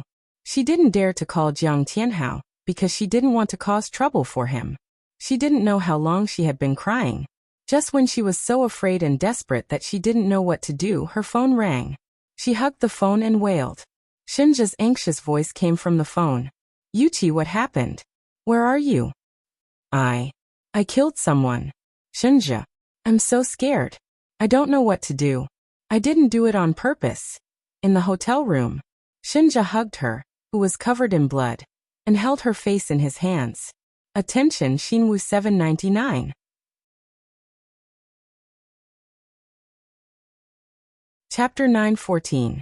His dull eyes gazed at her face as he said gently, Chi-Chi, don't be afraid. I'm here. In the prison visitation room, Shinja's hands were cuffed. He had a gentle smile on his face as he said, Chi-Chi, don't be afraid. I was the one who killed her. Don't feel guilty. Don't feel burdened. Live happily, my Chi-Chi. Through the glass window he said, Chi-Chi, if you don't love Jiang Tianhao anymore, can you love me? She bawled and turned herself in at the police station. No one believed her because Shinja had already created perfect evidence to prove that he was the real murderer. He was sentenced to 10 years in prison for manslaughter. The CEO of the Shin Group was reduced to a prisoner because of her. And she was still living in the beautiful dream that Jiang Tianhao had woven for her. When she woke up from the dream, Ji-Yuchi's face was already covered in tears. She bit the back of her hand and cried bitterly. This nightmare was a replay of what had happened to her in her previous life. It dug out the most painful wound in her heart and showed it to her. She had hurt Shinja once again. The thing that she could not forgive herself for the most was that she had failed to stop Shinja from taking the blame for her. Suddenly, she really wanted to see him. She did not care about anything else and ran downstairs as fast as she could. In the middle of the night, she drove to his villa. When Shinja was awakened by the knocking on the door, he could not believe his eyes. Was this extremely pathetic little woman in front of him his Chi-Chi? Her curly hair was messy and draped over her shoulders. Her face was covered in tears, and she was wearing thin pajamas. She had a furry slipper on her right foot, and the other foot was bare. When she saw him, her eyes immediately filled with tears. Big drops of tears fell down her face as she suddenly threw herself into his arms. He quickly hugged her tightly, lifted her up from the ground, and put her on the bed. He crawled under the blanket and held her in his arms. His hands rubbed against her arms to warm her up. When her body slowly warmed up and stopped trembling, he kissed her eyes and said gently, Chi-Chi, what happened? Before seeing him, she had a lot of things she wanted to say to him, but when she was in his arms, she didn't know where to start. Hearing his strong heartbeat and smelling his familiar scent, her nose turned sour and her tears fell uncontrollably. She wrapped her hands around his neck and kissed his lips. Bitter tears spread between their lips and tongues. He lovingly kissed away the tears on her face and whispered, Chi-Chi, no matter what happens, I will always be by your side, so don't be afraid. Her eyes were filled with tears, and her heart was filled with warmth. After a long time, she leaned into his embrace and said softly, Aja, do you believe in reincarnation? Shinja rubbed his chin against her hair and said gently, If reincarnation really exists, I will definitely follow you forever. No matter where you go, I will find you. Ji-Yuchi looked up and stared into his eyes seriously. Then I will definitely wait for you. I will wait for you to find me. She was willing to believe that her previous life was just a reincarnation. When she died, that reincarnation would disappear. That way, Shinja wouldn't have to wait so hopelessly. He smiled and scratched her nose. Okay, let's agree. Before I come, you are not allowed to love anyone else. Okay. Never again. Never again would she fall in love with another man before waiting for him. If he didn't appear, she would go and find him. She would never leave him for eternity. That night, She slept soundly in his arms. She did not have any nightmares, and they slept all the way until dawn. Good morning, baby. When she opened her eyes, she saw Shunja's smiling eyes. He gave her a passionate morning kiss. She pushed him away shyly. Don't. I haven't washed up yet. Don't be afraid. Let's kiss first. He kissed her lips and murmured. After the tender moment, he helped her get a change of clothes. He patted her head and smiled gently. Baby, quickly come downstairs after you're done washing up. I'll let you see my handiwork. Okay. Jiyuchi smiled happily and sat up. As she was putting on her shoes, she saw a pair of brand new slippers. She couldn't help but think of her sorry state last night, and the slipper she had lost at some point. Her cheeks burned, and she quickly put on her shoes. Then, without looking at Shunja, she ran into the bathroom like a wisp of smoke. Shunja looked at the little woman who ran away in a hurry like a frightened rabbit. He shook his head in amusement, and bent down to pick up the change of clothes. He walked briskly to the bathroom door and gently knocked. He chuckled and said, Chi-Chi, you forgot to take your clothes. Jiyuchi opened the door, and reached out to take the clothes. She stuck out her tongue embarrassedly. Thank you. Silly little thing. Shunja smiled and rubbed her hair. Go on. I'll wait for you downstairs. The morning sun shone through the huge glass wall, and shone into the clean dining room. The two of them sat at a long European-style dining table. On the table was a Western-style breakfast with ham, fried eggs, toast, mellow milk, and an exquisite fruit cake. The atmosphere was very warm. They ate elegantly and occasionally whispered a few words. Both of them had a warm smile on their faces. They were like an old couple who had been together for many years, and were full of tacit understanding. After the beautiful breakfast time, Jiyuchi took advantage of the warm atmosphere to confess to Shunja what she had done. After hearing her words, Shunja's handsome face turned as red as the bottom of a pot. He gritted his teeth and said, You knew that Jiang Tianhao and Yizisu were trying to harm you, but you still went with Yizisu to the birthday party? Shigigai nodded. Yes. He glared at her and said fiercely, What did you promise me? You won't put yourself in danger again. Did you even take my words to heart? She tugged at his sleeve pitifully.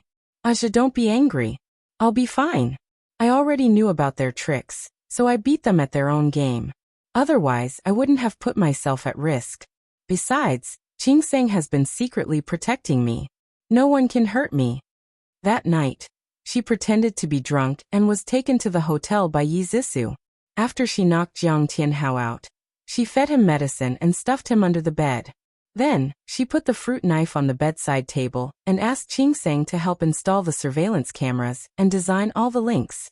This led to the tragedy of Broken Chrysanthemum, full of wounds, and led Yizisu to the path of crime.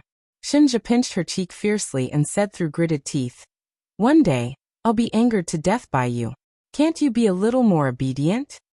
Jiyuchi hugged his neck and said coquettishly, Aja, after I deal with those people, I'll listen to you and won't mess around anymore. He hugged her and smiled bitterly. Why do I feel like I'm raising a daughter? A rebellious daughter and a troubled father. Chi-Chi, your father must be having a hard time. He didn't dare to imagine what would happen if her plan went wrong and those bastards hurt her. He really couldn't let his guard down for a moment. He had to watch over her all the time in the future. Aja, I love you. Jiyuchi held his cheeks and said sweet words shamelessly to divert his attention. Her beautiful eyes looked at him expectantly. Her beautiful cheeks were tinged with a faint blush. She was acting coquettishly. Even if his heart was made of stone, it had already melted. However, he still hardened his heart and said, It's useless to say that I love you. I'm still angry. Aja, I love you. She climbed on top of him and kissed his cold lips with a pout. Seeing that his face was still dark, she continued to kiss him. Every time she kissed him, she would say I love you. And she would say it in a different language. English, Japanese, Korean, Italian. In order to please young Master Shin, Jiyuchi racked her brains and said all the languages she knew. In the end, Shunja finally lost to her. He kissed her fiercely and planted strawberries all over her neck. With a dark face he said, Do you still dare to do it in the future? She grabbed the clothes in front of his chest and blinked pitifully. I don't dare anymore. Shinja ruffled her hair hard and finally let her go. Although Shinja said that he was angry, he was already thinking about how to deal with the aftermath. The two of them analyzed the situation and felt that even if Jiang Tianhao woke up, he would not implicate Yuqi in order to protect himself. Otherwise, he would have an additional charge of seduction and rape. Therefore, in order to clear his name, he would most likely stand on Jin Yahui's side and admit that he had an affair with Yi Zissou. He would also testify that Yi Zissou had deliberately killed Jin Mingyao. Yi Zissou had Lu Jianfeng's support. In the end, a simple murder case would turn into a power struggle between Lu Jianfeng and Jin Yahui. What they needed to do now was to intensify the conflict between Lu Jianfeng and Jin Yahui. They needed to make them fight and both sides suffer. Ji Yuqi took out a USB flash drive from her handbag and handed it to Shinja. This is the surveillance video of Yi Zissou killing Jin Mingyao. Ahem, the content is heavy, please be careful. Shinja glanced at her and inserted the USB flash drive into the computer expressionlessly. Not long after, the room was filled with moans. After a while, Jiang Tianhao suddenly got up from under the bed and threw himself on Jin Mingyao's body to do some thrusting. Shinja turned to look at Ji Yuqi. Ji Yuqi quickly covered her eyes with both hands to show that she did not see anything. He turned his head again and watched the video expressionlessly. He completely regarded it as a violent and erotic horror movie. After watching it, he said in a calm voice, "Don't do this kind of thing in the future. Be careful not to get a needle eye." Ji Yuqi quickly raised her hand. I pressed the fast-forward button. I didn't see anything clearly. It's true. Shinja nodded non-committally. With this evidence, we can at least save Yi Zissou's life. Whether it's Lu Jianfeng or Jin Yahui, if they know of its existence, they will get it at all costs. Ji Yuqi touched her chin with her right hand and smiled maliciously. Then let them fight. It's best if they fight until they bleed. Attention Hongcha 866. Chapter 9:15. Just as the police were extorting a confession from Yi Zissou, the situation suddenly took a turn. Someone anonymously called the TV station and said that he lived in the building opposite the hotel and saw the incident with his binoculars. Yi Zissou was actually knocked out by Jiang Tianhao and then raped by Jin Mingyao. After that, Jiang Tianhao raped Jin Mingyao. This statement was simply too shocking. Even if the TV station was ordered by the higher-ups to not broadcast any news that went against Jin Mingyao's reputation, there were still a few bold people who spread this shocking news on the internet. The power of the netizens was very strong. In just one night, this news was pushed to the headlines. Many netizens stood up to support Yi Zissou and believed that she was indeed raped and killed because of excessive self-defense. There were also people who revealed that Jin Mingyao was a womanizer and had improper relationships with many women. They even said that he had once raped an underage prostitute. There were even people who questioned why the mainstream media did not objectively report the murder case, and instead stood on Jin Mingyao's side. That person sharply pointed out that there was only one answer, and that was Jin Mingyao's father, Jin Yahui, who was manipulating things behind the scenes. Jin Yahui abused his power for personal gain and was unworthy of the title, public servant. As the matter blew up, Jin Yahui was pushed into the limelight. On the other hand, Yi Zissou's backer, Lu Jianfeng, remained silent and almost made people forget about his existence. Chen Tingfang looked at the heated discussion on the internet and said uneasily, "Cousin, is this really going to work?" The mainstream media still did not speak up for Zissou. Will Jin Yahui continue to suppress news that is unfavorable to Jin Mingyao? Lu Jianfeng said in a deep voice, "Of course this is not enough. Next, I will take out evidence of Jin Yahui abusing his power for personal gain and bending the law for personal gain. I will let the higher-ups notice him and investigate his background. Let's see how long he can be arrogant."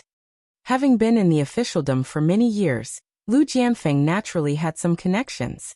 He went around collecting evidence of Jin Yahui's crimes, wanting to pull him down. This way, Jin Yahui would no longer be able to interfere with Zissou's case. Although the method was a little roundabout, it was the most effective. Recently, Jin Yahweh had been overwhelmed by the news on the internet. He guessed that someone was adding fuel to the fire behind the scenes, trying to oust him from his position. However, he couldn't back down. If he backed down, his dead son would have to bear the infamy. He had to make Yi Zissou pay for his son's life. He asked his subordinates to contact all the major websites and asked them to quickly delete those unfavorable comments about him. He also called his former leaders to explain the whole story and said that he was absolutely innocent to gain their support. Just as he was getting tired of dealing with them, he received a mysterious email. The content of the email was very brief. "I'm an eyewitness. I know the whole truth." Jin Yahweh's expression changed and he immediately replied, "Why should I believe you?" About 10 minutes later, the other party sent an email with no content, only a video. He clicked on the video. The playback wasn't smooth, and it was very choppy. However, he could clearly see that it was indeed his son raping Yi Zissou. Halfway through the video, a man suddenly popped out from under the bed. At this moment, he suddenly heard a click, and the video turned pitch black. No matter what he did, he couldn't continue playing the video. What happened after that? Jin Yahweh's mind was full of questions. Even though he knew that the other party was deliberately baiting him, he still replied, "Who are you? What's your motive?" This time, the other party replied very quickly, "It's very simple. I want you to let Yi Zissou off." Jin Yahweh frowned and his mind raced. If the other party wanted to let Yi Zissou off, then he must be someone who knew Yi Zissou. Ji Bowen was just a businessman, and Yi Zissou was his stepdaughter. He wouldn't go to such lengths for her. Could it be Yi Zissou's uncle, Lu Jianfeng? Jin Yahweh connected the dots and thought about it seriously. Suddenly, everything became clear. According to the gossip from his colleagues, Lu Jianfeng was about to be sent to Ying City. That meant that he had a reason to target him. Firstly, he wanted to save Yi Zissou. Secondly, he wanted to pave the way for him to come to Ying City and get rid of him. He gritted his teeth and replied, "Are you the one who targeted me on the internet?" After waiting for nearly half an hour, the other party slowly replied with 2 words, "No. No. Of course not. It must have been him." Jin Yahweh had already assumed that the person on the other end of the computer was Lu Jianfeng. He quickly typed, "Change your condition. I can give you anything you want." The other party replied, "Haha, it seems like you don't have the sincerity to negotiate with me. Then let this video go viral. Aren't you curious about what happened after the video?" What happened after the video? Could it be that the rumors on the internet were true? That Jiang Tianhao had raped his son? That was simply unbelievable. However, if that was the case and the video was leaked, his son would die without dignity. How could he, as an official, show his face? Jin Yahweh's face was ashen. He hesitated for a long time before replying, "Let me think about it." The other party replied quickly, "Okay, 2 days. After 2 days, I will let you and your son's reputation fall to rock bottom. Lu Jianfeng, you and I are irreconcilable." Jin Yahweh was furious. He slammed his palm on the table, causing the cup on the table to fall to the ground and shatter into pieces. What Jin Yahweh didn't know was that when he opened the other party's email, the complete video of the rape had been injected into his computer by a virus and stored on the E drive. On the other side, Chen Tingfang also received an email. There was also an incomplete video in the email. The person who sent the email wrote, "I found this video when I was helping someone repair their computer. I was shocked at the time, so I secretly saved it. Unfortunately, the video was injected with a virus. Halfway through the video, it will be automatically destroyed.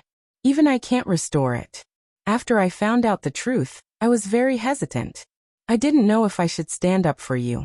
However, when I thought of an innocent woman being raped, falsely accused, and even sentenced to death, my conscience was condemned. I couldn't stay silent anymore, so I sent the video to you. I hope you can help Miss Yi." Chen Tingfang's body trembled as she watched the video. She watched her daughter being humiliated with her own eyes, but she couldn't do anything to save her. Her heart ached like it was being stabbed by a knife. Her fingers trembled as she replied to the email. "I am very grateful that you sent this evidence to me. May I ask, Who did you see it when you were helping repair their computer? She waited until the evening before the person replied. That person is too powerful. I don't dare to be his enemy. I'm just an ordinary citizen. This is all I can do. I'm sorry. It doesn't matter. I'm still very grateful to you. Chen Tingfang's whole body leaned on the soft chair. Her eyes stared blankly at the computer screen. In her heart, she already had the answer. It must be Jin Yahui. After Lu Jianfeng learned about this matter, he said decisively. Chen Tingfang looked tired. I guessed it was him. If the evidence is in his hands, then it will be troublesome. He will definitely destroy it. Lu Jianfeng's face was calm. His fingers gently tapped the back of the chair and said, even if there is only a glimmer of hope, we can't give up. Chen Tingfang hurriedly asked, Cousin, do you have any good ideas? I know a very powerful hacker. Let him hack into Jin Yahui's computer and see if he can find the complete video. Lu Jianfeng frowned slightly. Actually, there was another way, and that was to hack into Jin Yahui's home to look for possible evidence. However, the risk was too great. If the matter was exposed and he was implicated, then his career would be over. Just as Lu Jianfeng was thinking of a way to deal with Jin Yahui, news came from the hospital that Jiang Tianhao had regained consciousness. This news immediately caused a sensation. Many media reporters blocked the entrance of the hospital, wanting to interview Jiang Tianhao. However, they were all stopped by the police guarding him outside the door. The criminal police in charge of the case also rushed to the hospital immediately to ask about the case. Jiang Tianhao was still very weak. His face was as pale as a sheet of paper. After he woke up, he found out about the progress of the case from Yu Xiao. He immediately chose the statement that was most beneficial to him. Facing the police officer who was taking down his statement, he slowly said, on the night of the incident, Yi Zixu asked me to meet and said that she wanted to talk to me. After all, we were husband and wife, so I agreed. When I rushed to the hotel, I found that she seemed to be drunk. She hugged me and refused to let go. She even said that she wanted to remarry me. I couldn't control myself and had sex with her. The police officer asked, when you had sex with her, did you know that she was dating Jin Mingyao? The police officer's words were very tempting. Jiang Tianhao followed his direction and replied, I didn't know. She didn't mention it to me. What happened after that? When we were having sex, Jin Mingyao suddenly appeared. He scolded Yi Zixu and said that she was *tch. He said that she was already in a relationship with him and was still seducing another man. I was stunned at the time and didn't know what was going on. Yi Zixu suddenly jumped up and got into an argument with Jin Mingyao. Jin Mingyao slapped Yi Zixu. Yi Zixu grabbed a fruit knife from the bedside table and stabbed Jin Mingyao in the back. I was scared out of my wits and wanted to separate them. When I ran up to stop them, Yi Zixu suddenly stabbed me with the knife. After that, I fainted. Did you see Yi Zixu kill Jin Mingyao with your own eyes? I saw her stab him many times, but I wasn't sure if he was still breathing because at that time, I was already unconscious. The police officer asked a few more questions, and Jiang Tianhao answered them one by one. In short, not only did he clear his name, but he also cleared the suspicion of Jin Mingyao's rape, and pushed all the blame onto Yi Zixu. Beauty novel Songshu 566.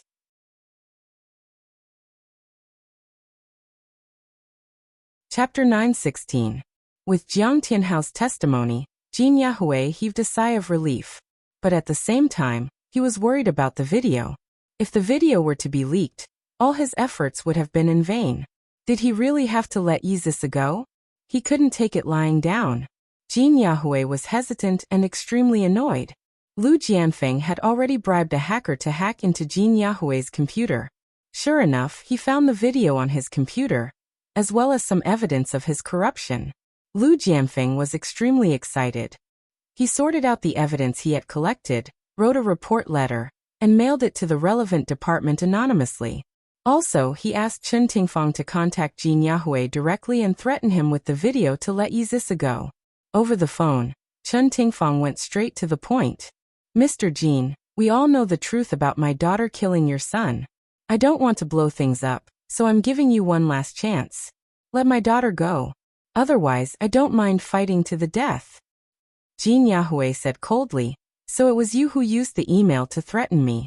If I listen to your arrangements and let Yizisa go, what if you go back on your words and spread the video, ruining my son's reputation? Chen Tingfang didn't understand what he meant by his first sentence, but when she heard what he said next, she couldn't help but sneer. Mr. Jean, are you joking? Even if my daughter was overly defensive, she still killed someone. She'll be in jail for at least a few years. You're so resourceful that it's easy for you to make her die quietly in jail. Since my daughter is in your hands, how would I dare to act rashly and spread the video? So, not only could the video be used to threaten Jean Yahweh, it was also Zis's amulet. Chen Tingfang had to make good use of it. Jean Yahweh gritted his teeth and said with a sullen face, "You're right. If you dare to go back on your words, I won't let you off. Don't worry, I'm not that stupid. My daughter is still suffering in the detention center. I want you to clear her name as soon as possible.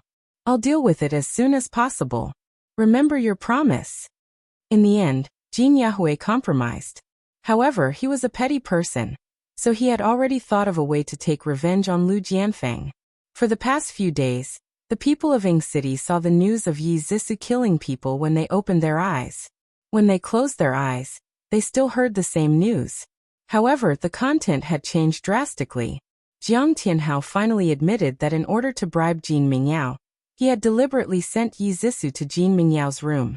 Furthermore, he had personally witnessed Jin Mingyao sexually assaulting Yi Zhisu. Afterwards, Yi Zhisu had fought back and over-defended herself, killing Jin Mingyao and injuring him. Yu Xiu couldn't even raise her head. She didn't even dare to step out of her house. Yi Zhisu was finally released from the little black room. The dark interrogation and 7 days of torture had caused her body to become thin and haggard. She was like a withered rose, completely devoid of life. When Chen Tingfang saw Yi Zhisu in the reception room, she almost couldn't recognize her. She was sitting in front of the thick glass in a daze like a puppet. Her pale face still had scars that hadn't healed. It was obvious that she had been violently treated in the detention center. Chen Tingfang's heart ached so much that tears streamed down her face.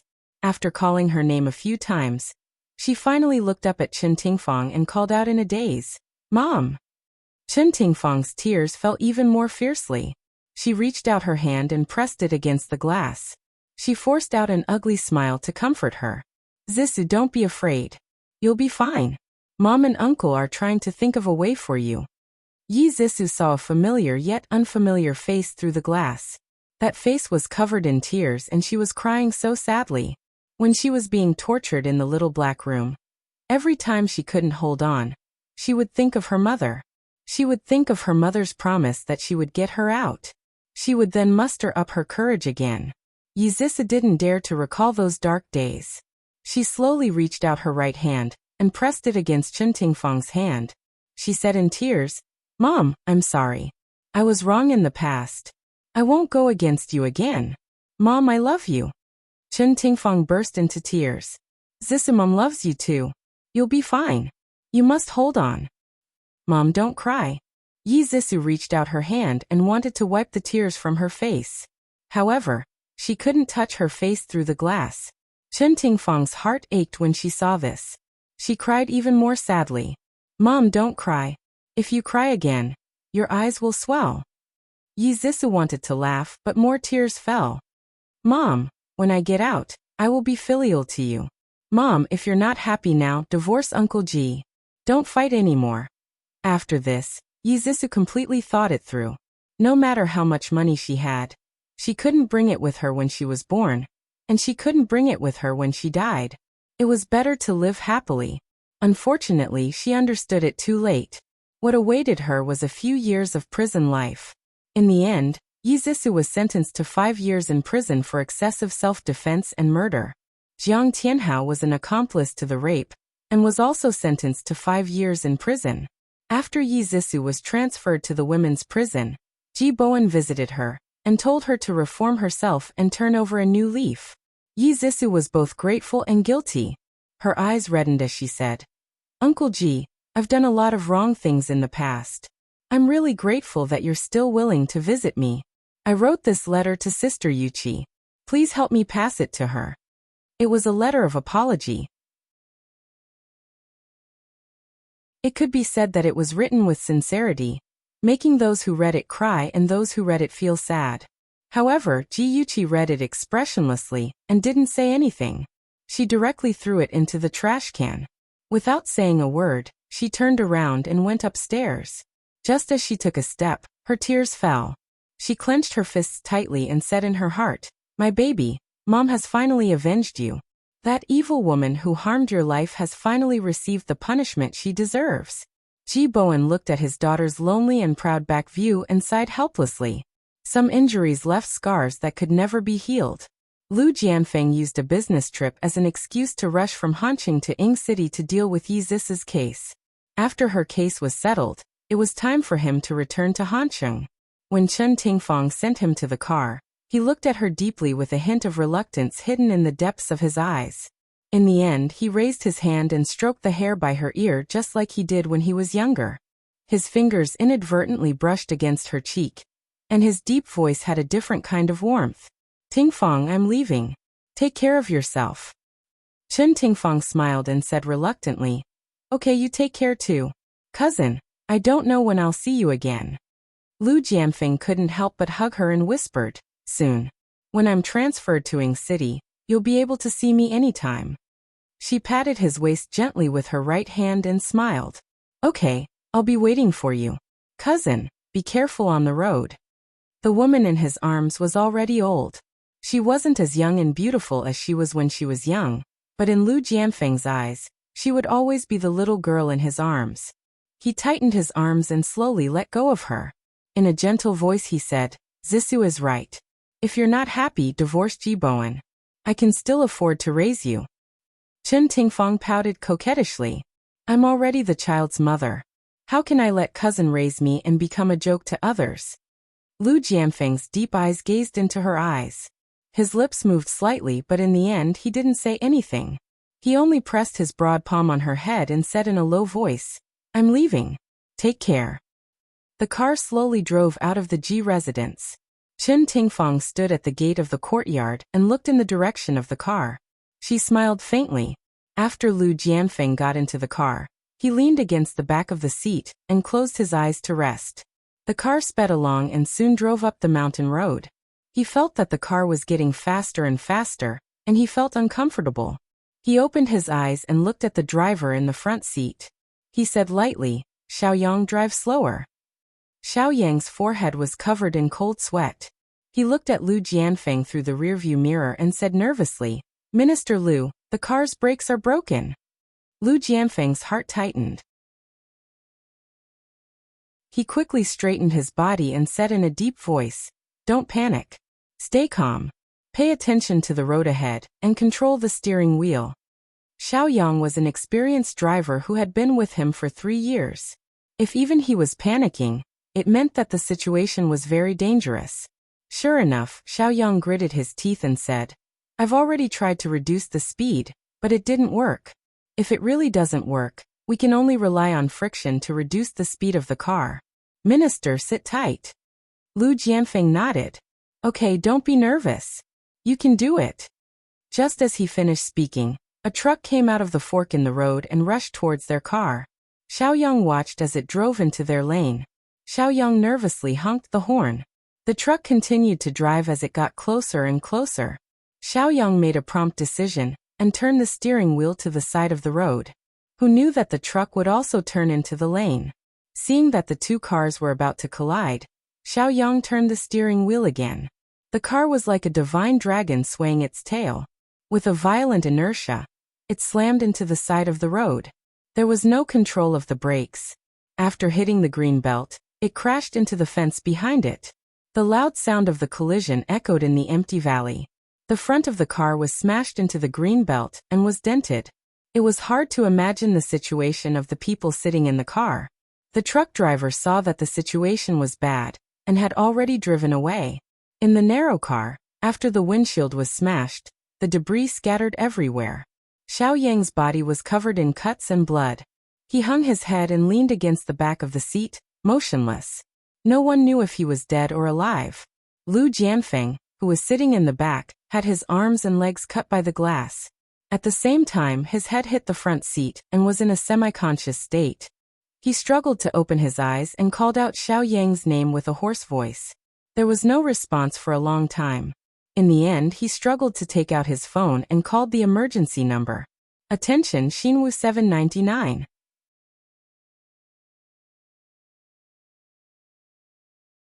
Chapter 917. Director Jean, I've already gotten someone to do what you've instructed. It's done cleanly, and there won't be any traces left behind. Jean Yahweh chuckled. Very good, little Li. With you in charge, I'm assured. The person on the other end of the phone tried to curry favor with him before hesitantly asking, what about the bid for the land in the east of the city? Don't worry, I'll handle it. All right, that's all. I have a meeting now. All right, Director Jean. You're busy. Jean Yahweh hung up the phone. Under his smiling eyes, there was a hidden cold hatred. He purposely got someone to create a car accident. Even if he couldn't kill Lu Jianfeng, he would at least cripple him. A series of knocks on the door interrupted his reverie. Two men in black suits walked in expressionlessly. Jean Yahweh, someone reported you for corruption and bribery. Please come with us for investigation. Jean Yahweh's heart thumped. He immediately smiled and said, the two of you, are you mistaken? How could I possibly do such a thing? Is there a mistake? Please come with us to the Commission for Discipline Inspection. The two men showed no mercy as they walked to his left and right to prevent him from running away. Jean Yahweh's face was ashen. Would he be able to walk out safely after entering the Commission for Discipline Inspection? Just as Lu Jianfeng had planned, Jean Yahweh was interrogated. As for himself, he was also attacked by Jean Yahweh. He suffered a slight concussion, a broken arm, and a serious cut on his leg. He would have to be hospitalized for at least half a month. His driver, Little Wang, was seriously injured. He was lying unconscious in the ICU, and no one knew if he could wake up. When Chen Tingfang found out that he was in a car accident, she immediately rushed to the People's Hospital. When she saw the man wrapped up like a mummy on the bed, she couldn't help but cry. Cousin, it's all my fault. If I didn't ask you to come to Ying City, you wouldn't have gotten into a car accident. Lu Jianfeng really wanted to wipe away her tears, but Ji Bowen was also present. He only raised his hand slightly and comforted her. Tingfang, don't blame yourself. No one can say for sure whether it's a natural or man-made disaster. My injuries aren't that serious, and I'll get better soon. Ji Bowen patted Chen Tingfang's shoulder to comfort her. Chen Tingfang said with reddened eyes, Cousin, have you informed cousin-in-law about your injury? Not yet. You know how hot-tempered she is. I'm afraid that she and Lil Hao will be worried. I plan to wait until my injuries are better before informing her. That's good too. Lil Hao is about to take the college entrance exam. At this critical juncture, it's best not to distract him. Chen Tingfang picked up an apple and said while peeling it, Cousin, I've been taking care of you in the hospital these days. Whatever you need or want to eat, just tell me. Don't be shy. Lu Jianfeng gently smiled. Just hire a caretaker. Bowen will have an opinion if you take care of me personally. Ji Bowen smiled. Department head Lu, you must be joking. You're Tingfang's cousin, which means that you're my cousin as well. How can I have an opinion if she takes care of you? Lu Jianfeng joked. You're still saying that you don't have an opinion? We're family, so why are you being so polite and calling me department head Lu? Ji Bowen awkwardly smiled. I'm used to it. I haven't changed it yet. Please don't take it to heart. The three of them chatted for a while, and tacitly did not mention anything about the past. The atmosphere was still harmonious. Half an hour later, Ji Bowen had something to do in the company and left first. Chen Tingfang went home to make soup for Lu Jianfeng, and also left. Lu Jianfeng was the only one left in the huge ward, which made him feel a little lonely. He stared at the ceiling and sighed heavily as he thought of something. Lu Jianfeng's right hand was fractured and covered in a thick cast. He couldn't eat and wanted to use his left hand. Chen Tingfang rebuked. It's inconvenient to eat with your left hand. Let me feed you. An uncomfortable expression appeared on his handsome face. He coughed and said, That's not good. I'll do it myself. As he spoke, he picked up the spoon with his left hand and awkwardly scooped up a spoonful of rice. Chen Tingfang quickly snatched the spoon from his hand. You're my cousin. What's there to be embarrassed about? Let me feed you. She sat beside him and brought the spoon to his mouth. She smiled. Come open your mouth. Lu Jianfeng didn't know whether to laugh or cry. Her tone sounded like she was coaxing a child. Although he felt a little uncomfortable, he still held the spoon and swallowed the mouthful of rice. The two of them were very close. He could clearly smell the faint fragrance on her body. She fed him spoonful by spoonful and wiped the corners of his mouth with a tissue from time to time. Her expression was very gentle, and her gaze was very focused. Lu Jianfeng's muscles gradually tightened, and a complicated emotion flashed across his deep eyes. After finishing the bowl of rice, his back was drenched in sweat. Chen Tingfang saw the sweat on his forehead and naturally touched it with her finger. She said softly, Cousin, why are you sweating? I'll get some hot water to help you wipe it. Lu Jianfeng pressed her hand and said in a dry voice, No need. You've been out for a long time. Go back early. Chen Tingfang's expression darkened and her tone was bleak. There's nothing to do even if I go back. Facing the empty big house, there's no one to talk to. Zissou isn't here either. Just thinking about it makes me sad. It's better to stay here and accompany cousin. There was a hint of heartache in his eyes and he tightened his grip on her hand. Since you're unhappy, why do you have to suffer? She smiled bitterly and shook her head. Cousin, I'm not willing to give up just like that. I've worked so hard for him for so many years, and I have nothing to say if I can't compare to his dead wife. However, I can't even compare to his child. He only treats me as a nanny of the Ji family. He only said that I'm heartless and hurt his child, but why didn't he ask me why I became like this? It's all Ji Bowen's fault. The heartache in his eyes deepened, and he couldn't help but reach out to stroke the hair by her ear. Just like when they were young, whenever she was wronged, he would silently sit by her side. He didn't say any comforting words, but just quietly accompanied her. Her eyes were sore, and she almost cried. She quickly stood up and turned her back. I'll get a basin of hot water. When she returned with hot water, there was already a faint smile on her face.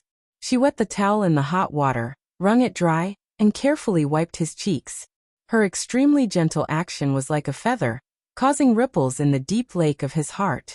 During this period, Chen Tingfang would personally cook every day, make soup, cook, and send it to the hospital personally to take care of Lu Jianfeng.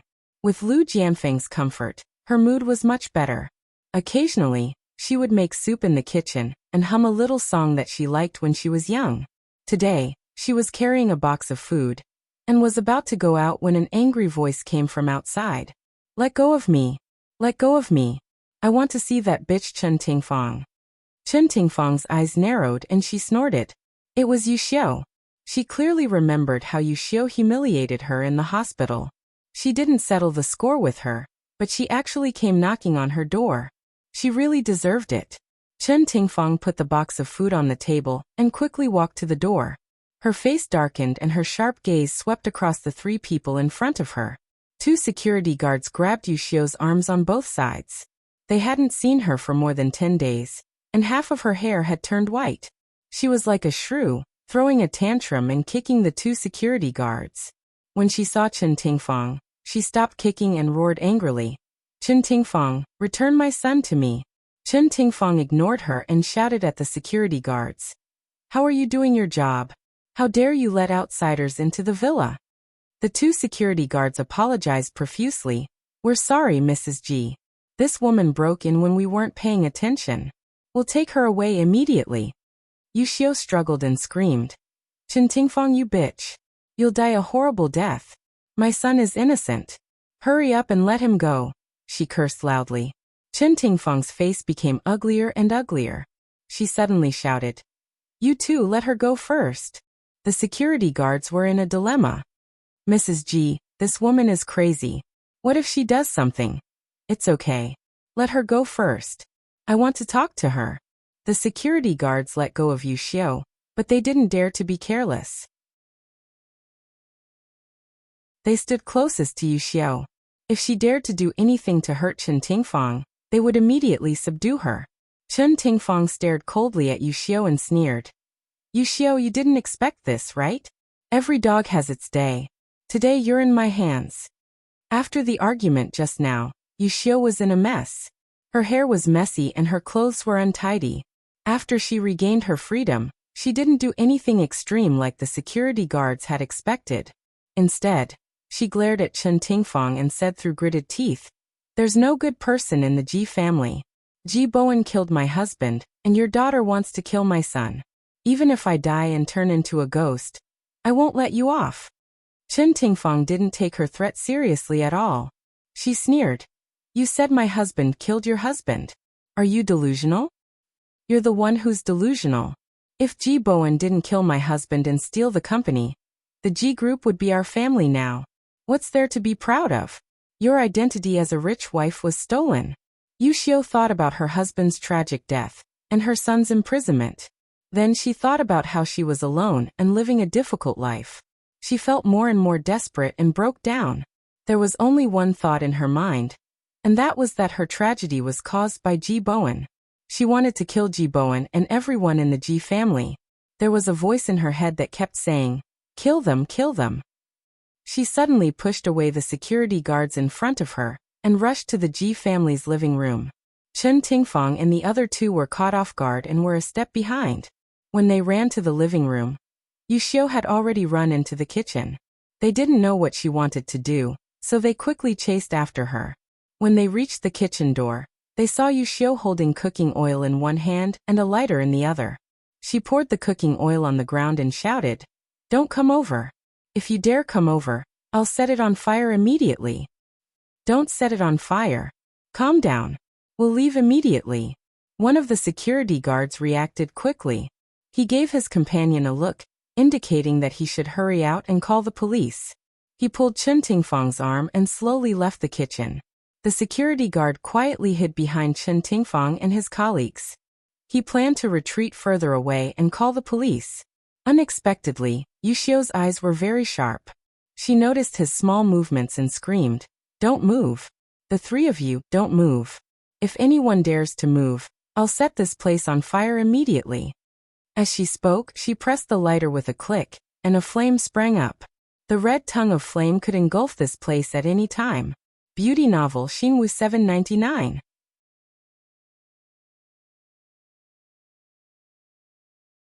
Chapter 918. Chen Tingfang reached out and comforted her nervously. "Don't move, don't move. We won't move.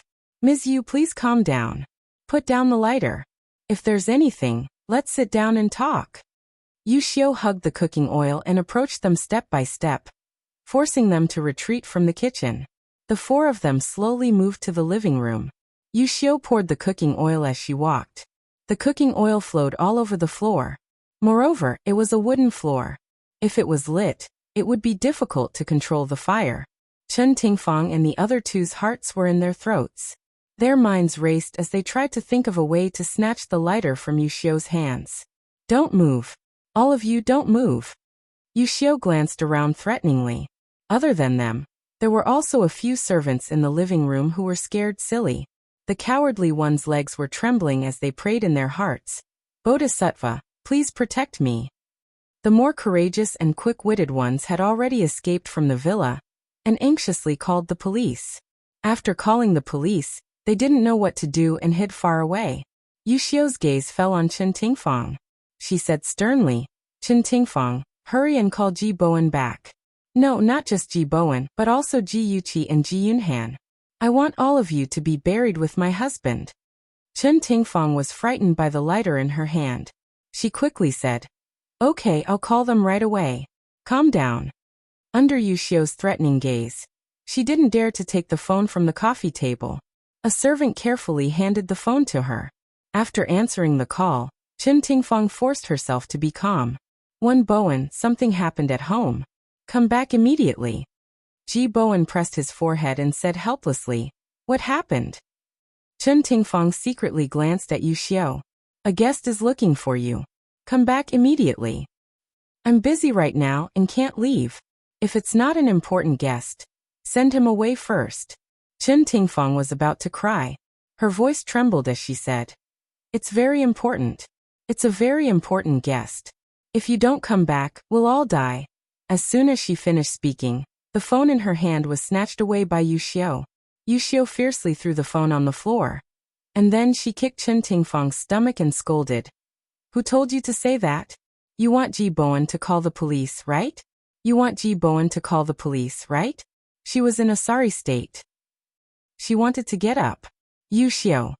US's, her SSTST. Her, tease shishi, tease, STS, teat. Yo, why are you looking at me like that? Are you not convinced? Yu Xiu had nowhere to vent the anger in her heart. She just found a way to vent her anger. She raised her foot again and kicked Chen Tingfang. The woman's painful screams instantly resounded in the living room. The others present were worried that they would agitate Yu Xiu, so no one dared to say anything. Poor Chen Tingfang could only endure her punches and kicks. As for Ji Bowen, he heard the sound of things being smashed coming from the phone, and a woman's angry scolding. He had a bad premonition. He didn't care about the company's affairs and ordered the driver to drive home as fast as possible. Ji Yuqi didn't have classes in the afternoon, so she went home early. Just as she was about to enter the villa, she received a call from Xiaoro. Xiaoro sounded very anxious. "Yuqi, no matter where you are, don't come home." Jiang Tianhao's mother ran to the villa to cause trouble. She poured oil in the living room and said she was going to set the villa on fire. "I escaped with a few other people. We've called the police, but the police haven't arrived yet. Don't come back." Ji Yuqi's heart sank. She quickly asked, "Xiaoro, what's the situation now? How many people are being held hostage?" Xiaoro was so anxious that she was about to cry. "Yu Xiu seems to be beating Chen Tingfang. I heard Chen Tingfang's screams coming from inside. Other than her, there are 2 security guards and 4 servants." "Okay, I got it. Don't worry. Find a safe place and gather the people who escaped. Let's all hide." After saying that, she immediately hung up.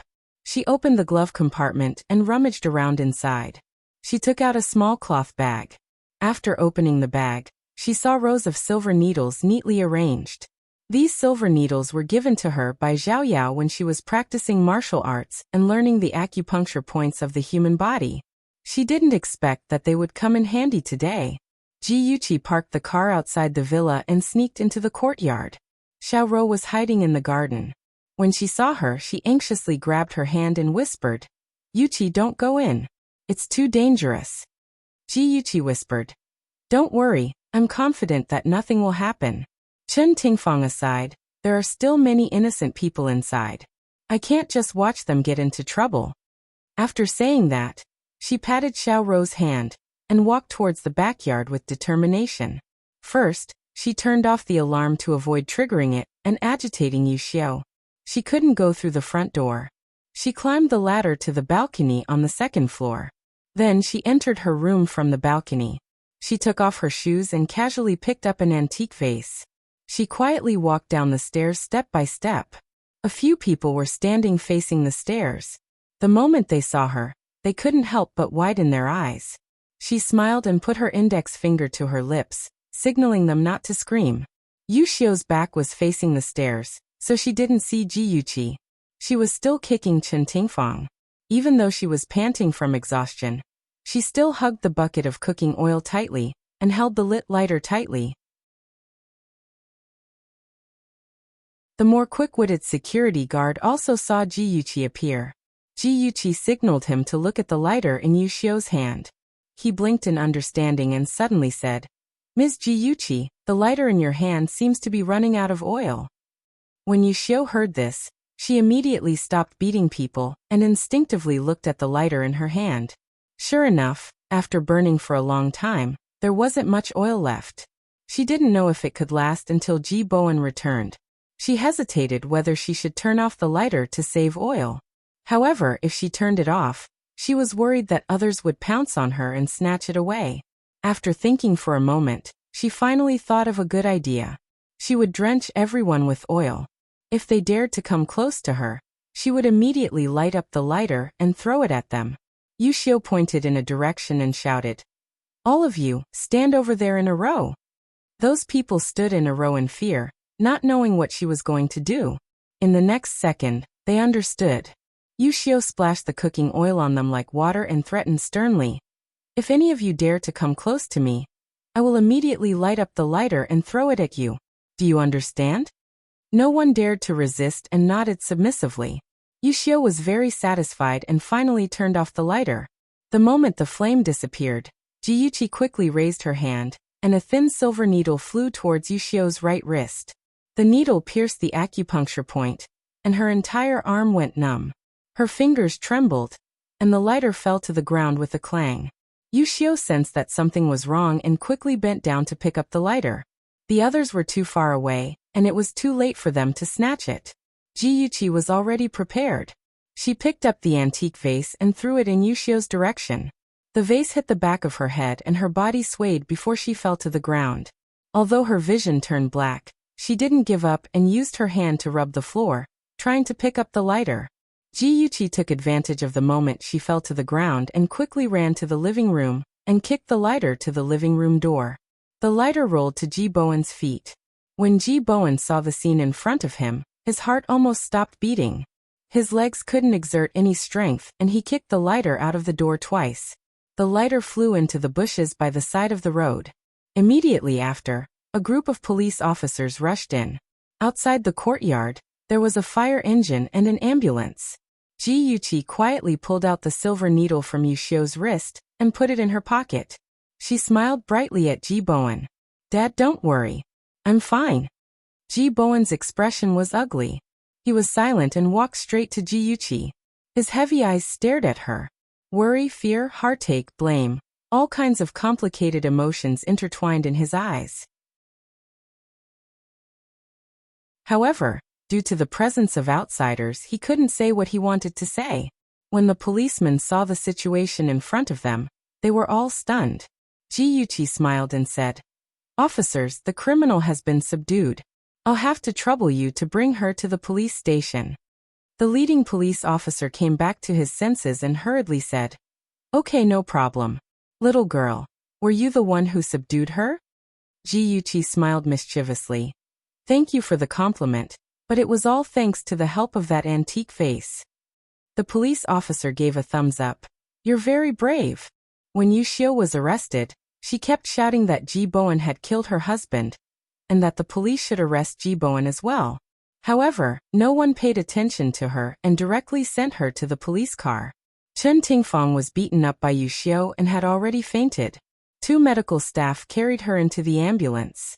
Ji Bowen and Jiyuchi also got into the ambulance and accompanied them to the hospital. In the car, the atmosphere was heavy. The medical staff gave Chen Tingfang emergency treatment for her wounds. Although Ji Bowen hated Chen Tingfang, he was also worried about her injuries. The father and daughter were silent for a moment. When they were about to reach the hospital, Ji Bowen looked at Jiyuchi and said with a straight face, "If something like this happens again in the future, you're not allowed to rush in recklessly. What if an accident happens?" Jiyuchi shamelessly moved to his side and said softly, "Dad, I know I was wrong. I won't dare to do it again." Ji Bowen said impatiently, "You're always so disobedient. You say you understand, but the next time something like this happens, you'll definitely rush in again." How would his daughter know? When he saw her knocking Yushio to the ground and snatching the lighter, his heart almost jumped out of his chest. Jiyuchi knew that she couldn't get away with it. She said carefully, "Dad, actually, I've practiced martial arts with Grandpa Zhao Yao.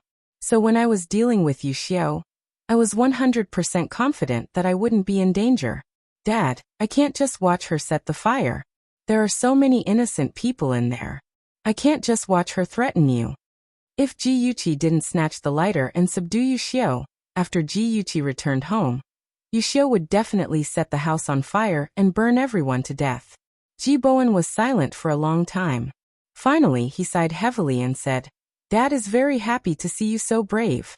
However, I'm more worried. You're my daughter. You're the pride of me and your mother. We want to see you safe and happy. Do you understand?" Beauty novel, Xinwu 799.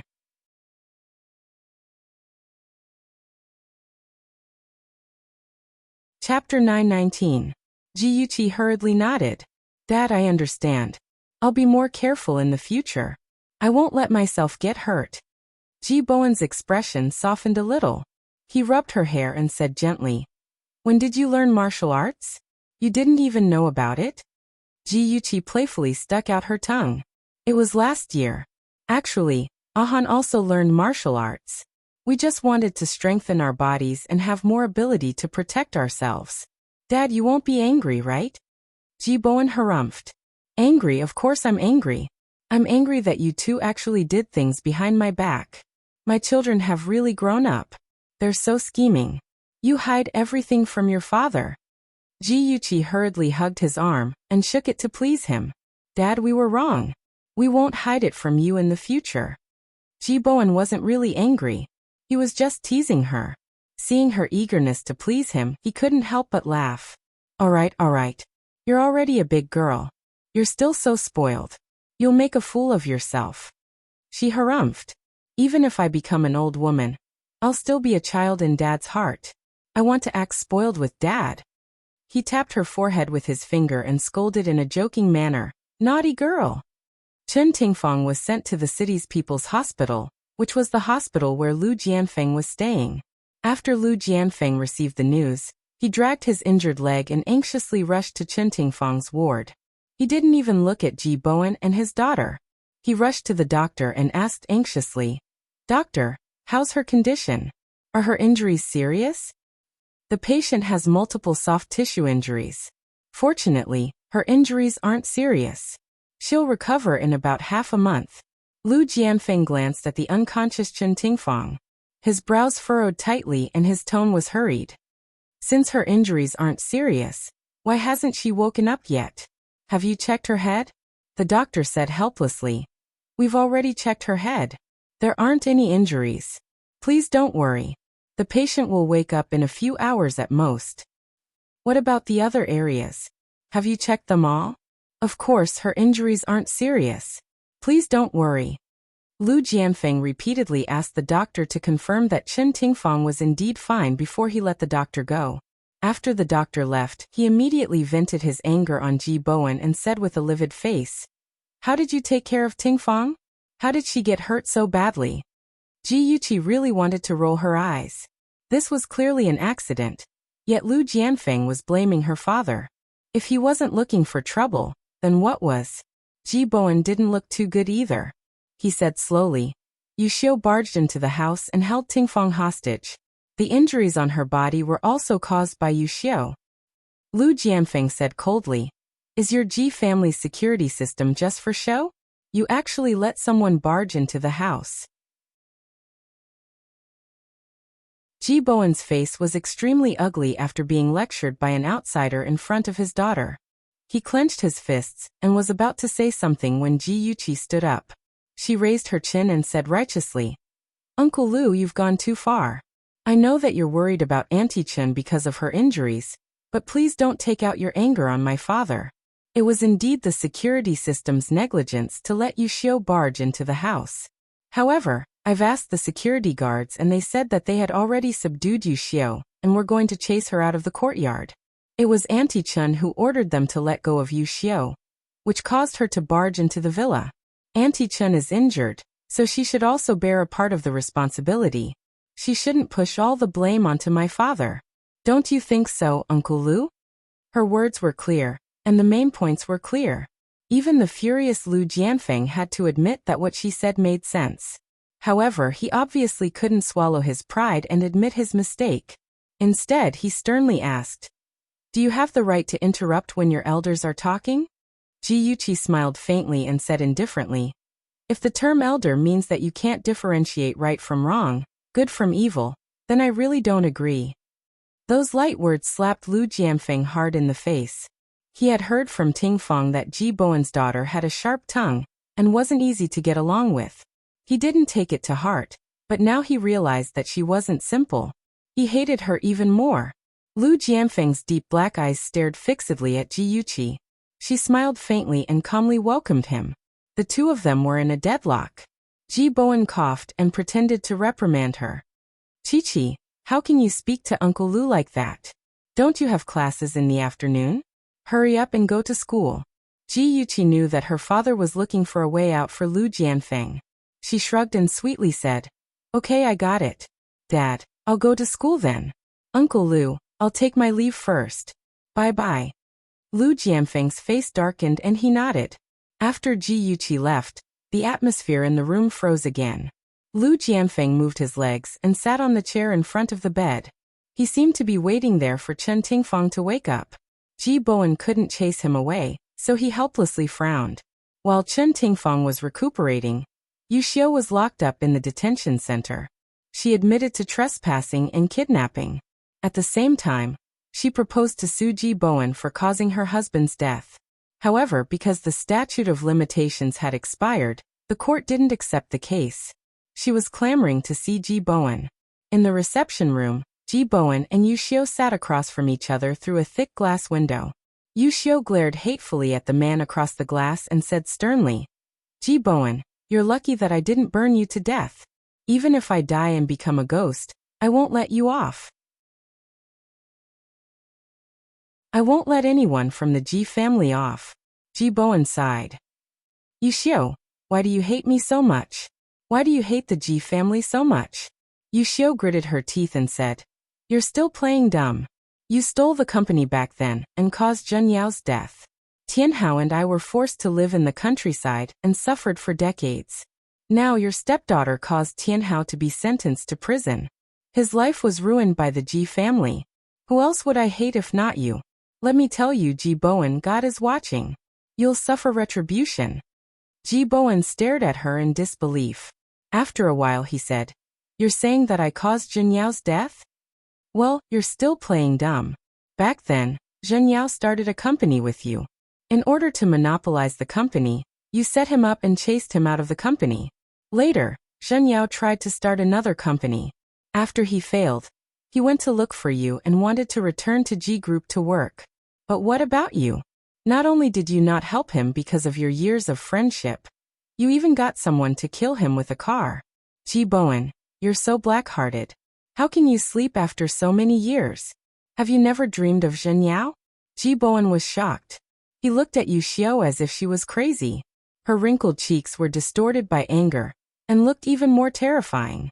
He was silent for a long time. Then he slowly shook his head and said in a deep voice, "I didn't expect you to misunderstand me so deeply. It seems that there are some things that I can't hide from you anymore." After the conversation, Yu Xiu's face was full of tears. Her eyes were lifeless and she muttered, "I don't believe you. You must be lying." Looking at her figure being taken away by the prison guards, Ji Bowen sighed heavily. He didn't expect that a well-intentioned lie would cause such an irreversible situation.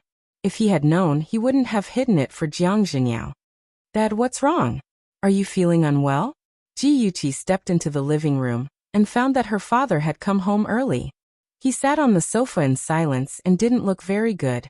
Ji Bowen came back to his senses. He pinched his eyebrows and said in a tired voice, "I'm fine.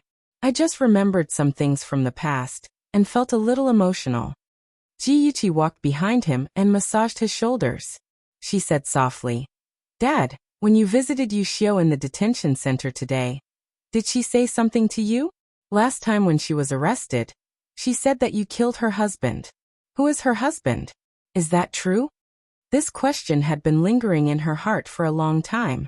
Today, she finally had the chance to ask. Ji Bowen didn't hide it from her. He slowly said, "Then we'll have to start from 20 years ago." The story wasn't long, but it was shocking.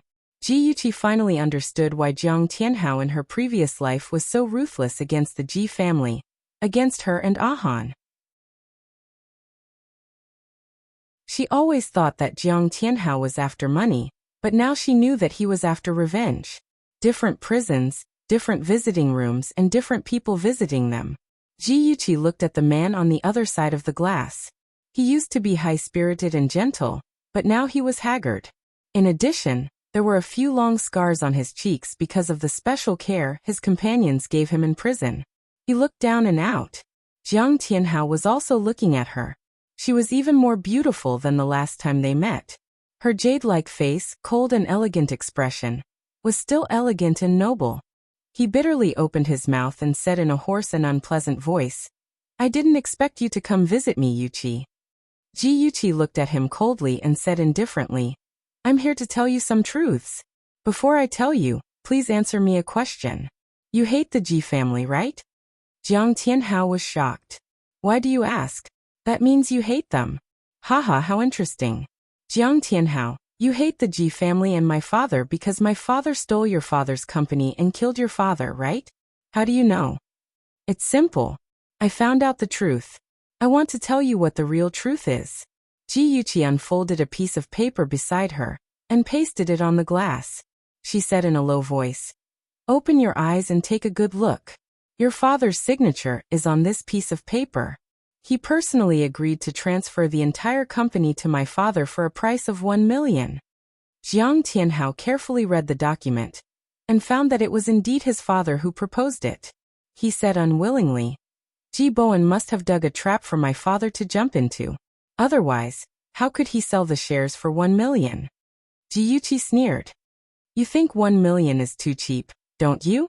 Then, what if you add this IOU for 5 million? She took another piece of paper and pasted the side with the words on it on the glass, so that he could see it clearly. She continued, "This IOU was personally written by Jiang Zhenyao. Due to his greed for fame, he was schemed against and owed the other party $5 million.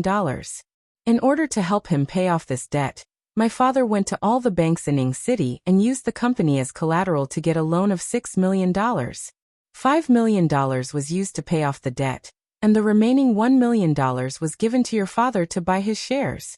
Attention, Xinwu 799.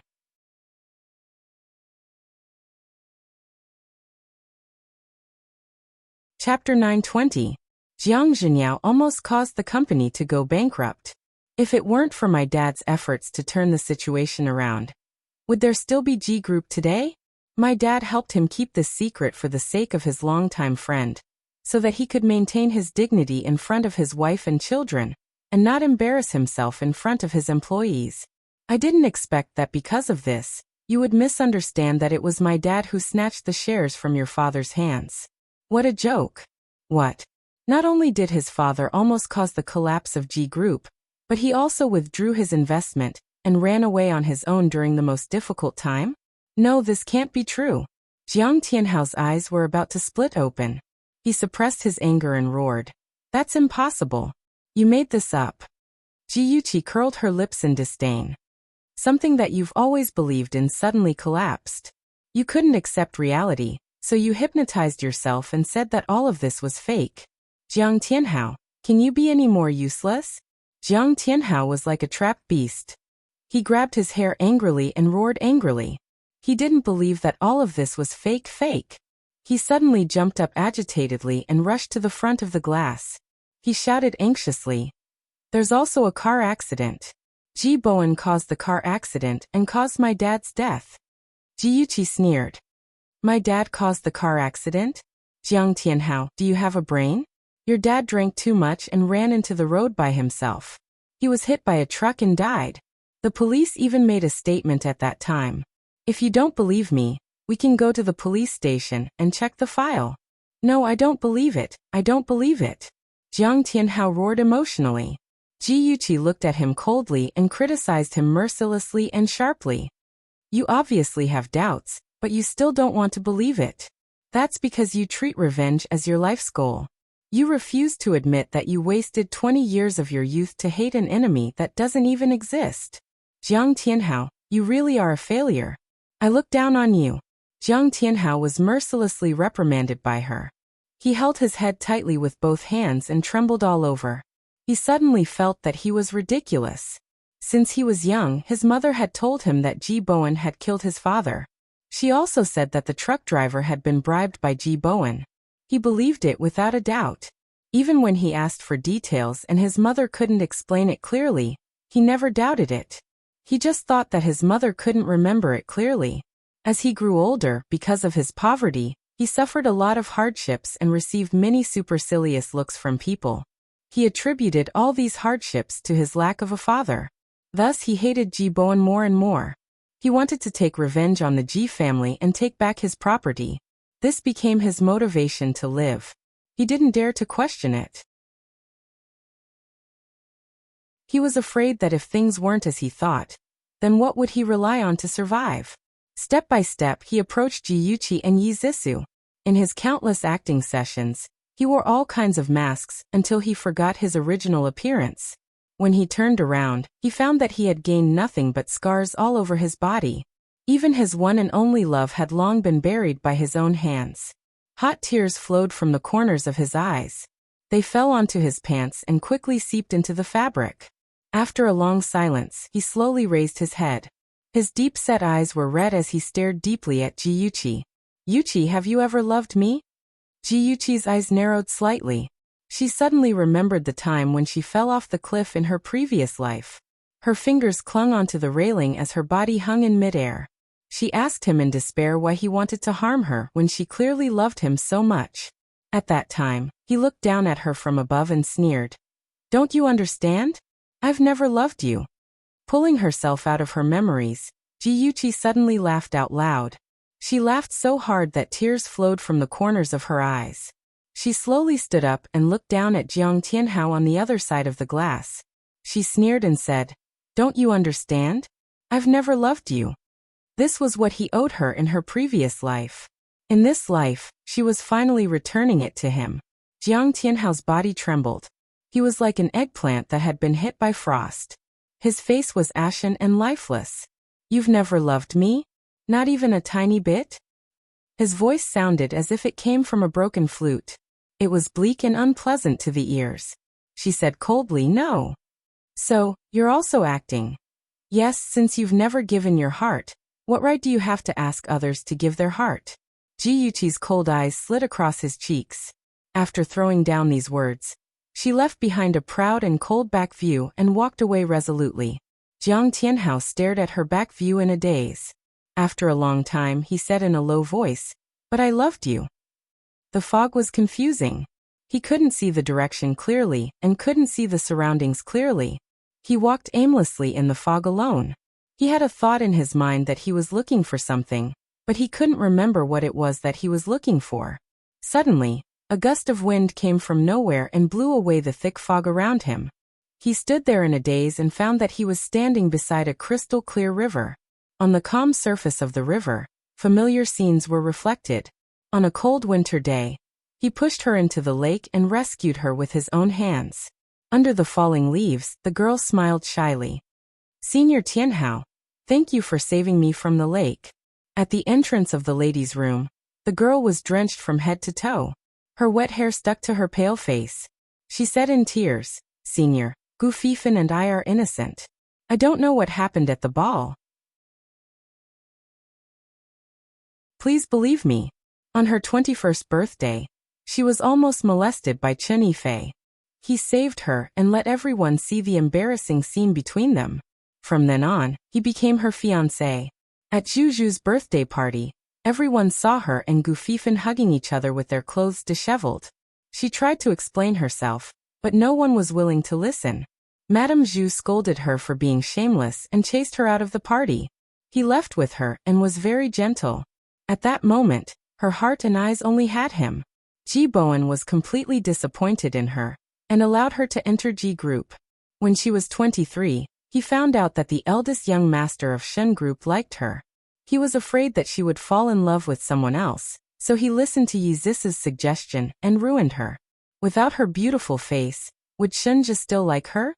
When she was 24, they got married and he was promoted to manager of Ji Group as he wished. That same year, he wanted to bribe Jean Mingyao and personally sent her to Jean Mingyao's bed. On the first anniversary of their wedding, she transferred 10% of her shares to him. He took over Ji Bowen's position as CEO, and Ji Bowen died in a car accident. On the second anniversary of their wedding, she had lost her value. He and Yi Zisu personally pushed her off the cliff. The moment she fell off the cliff, she screamed like a ghost. "Jiang Tianhao, I hate you. You adulterous couple, you'll die a horrible death." The images kept changing: real, fake, happy, painful. It was like an old movie that was spread out in front of his eyes. Finally, the calm river suddenly became turbulent. A violent storm swept him into the rolling waves, and a rapidly spinning whirlpool dragged him into the endless darkness. Jiang Tianhao woke up screaming. In the huge prison cell, there was only the sound of the television broadcasting the news. The news said that Ying City had welcomed a new leader, Lu Jianfeng. The host talked nonstop about Lu Jianfeng's past achievements. The prisoners sitting in front of the television complained impatiently. Damn it, it looks like there's only this stupid news. The noisy voices and the voices in the dream kept mixing and separating. Jiang Tianhao held his head uneasily. He didn't know if this was reality or a dream. He didn't even know if he was living in reality or in a dream. Jiang Tianhao went crazy. He was like Xianglin's wife, pulling everyone in the prison cell and repeating the same sentence tirelessly. I'm the CEO of G Group. I'm the CEO of G Group. F*CK, are you crazy? If you're the CEO of G Group, I'm the leader of Ying City. F*CK, crazy man, ignore him. A burly man kicked him away. He was sent flying to the corner of the wall. He curled up in the corner and kept muttering, I'm the CEO of G Group. I'm the CEO of G Group. The prison hired a professional psychiatrist to examine Jiang Tianhao. In the end, it was confirmed that he had gone crazy. He was sent to a mental hospital to live out the rest of his life. After Lu Jianfeng recovered from his injuries, he received a transfer order. He was now the leader of Ying City. He took up the position alone and left his wife and son in Hancheng. Because his son Lu Tianhao was about to take the college entrance examination. In order not to affect his son's studies, he let him continue to study in his original school. His wife stayed in Hancheng to take care of him. He lived alone in the family building of the municipal compound. Chen Tingfang would visit him every 2 days to help him do the laundry and cook. She also bought vegetables and fruits to put in the fridge in case he needed them. Every time this happened, he would sit on the sofa and read the newspaper while Chen Tingfang would be busy in the kitchen. Occasionally, she would poke her head out to talk to him. He had an illusion that the two of them were husband and wife. Just as the word husband and wife appeared in his mind, he immediately pushed it back down. He looked away nervously, afraid that she would discover the secret he had hidden deep in his heart. Cousin, my apron strap has loosened. Help me fasten it. Her smiling voice came from the kitchen. His heart suddenly contracted and he almost jumped up from the sofa. His fingers suddenly tightened around the newspaper. He took a deep breath and said slowly, Wait, I'll be right there. She stood in front of the kitchen counter with an egg beater in her hand. She quickly stirred the eggs in the bowl. Under the soft light, her side profile was gentle and beautiful. He couldn't help but reach out and move closer to her white cheeks. She suddenly turned around and smiled. Cousin, what are you waiting for? Hurry up and help me fasten my apron. His hand that was in midair stiffly changed its trajectory and slowly slid down to the strap of her apron. His fingers inadvertently touched her waist. Her body trembled and she giggled. You're so annoying. You know that I'm ticklish. Her smile was like a flower. Her well-maintained skin was as bright as a prostitute's. He couldn't help but feel his throat tighten. His fingers clenched tightly, and he slowly took a step back to put some distance between them. He said in a hoarse voice, If there's nothing else, I'll go out first. He was afraid that if he stayed any longer, he wouldn't be able to resist pouncing on her. Okay, you go out first. I'm going to start cooking now. Chen Tingfang didn't notice his strange behavior. She buried her head and beat the eggs. When his footsteps faded away, she suddenly thought of something. She looked up and called out, Cousin. What? He stopped and turned around to look at her. His dark eyes were like the sky before a storm. I brought red wine over. It's in the fridge. Help me take it out. Okay. Under the soft light, the mellow red wine, and the person sitting facing him, the atmosphere was very good. Unknowingly, Lu Jianfeng drank 2 glasses of wine. When he put down the glass, he found that Chen Tingfang was already drunk. Her cheeks were red and her eyes were blurred. She was half lying on the table, looking at the wine bottle and giggling. Lu Jianfeng's heart softened. He used his hand to tuck her hair behind her ear and said gently, What are you thinking of that made you smile so happily? Come and see. Hongcha 866.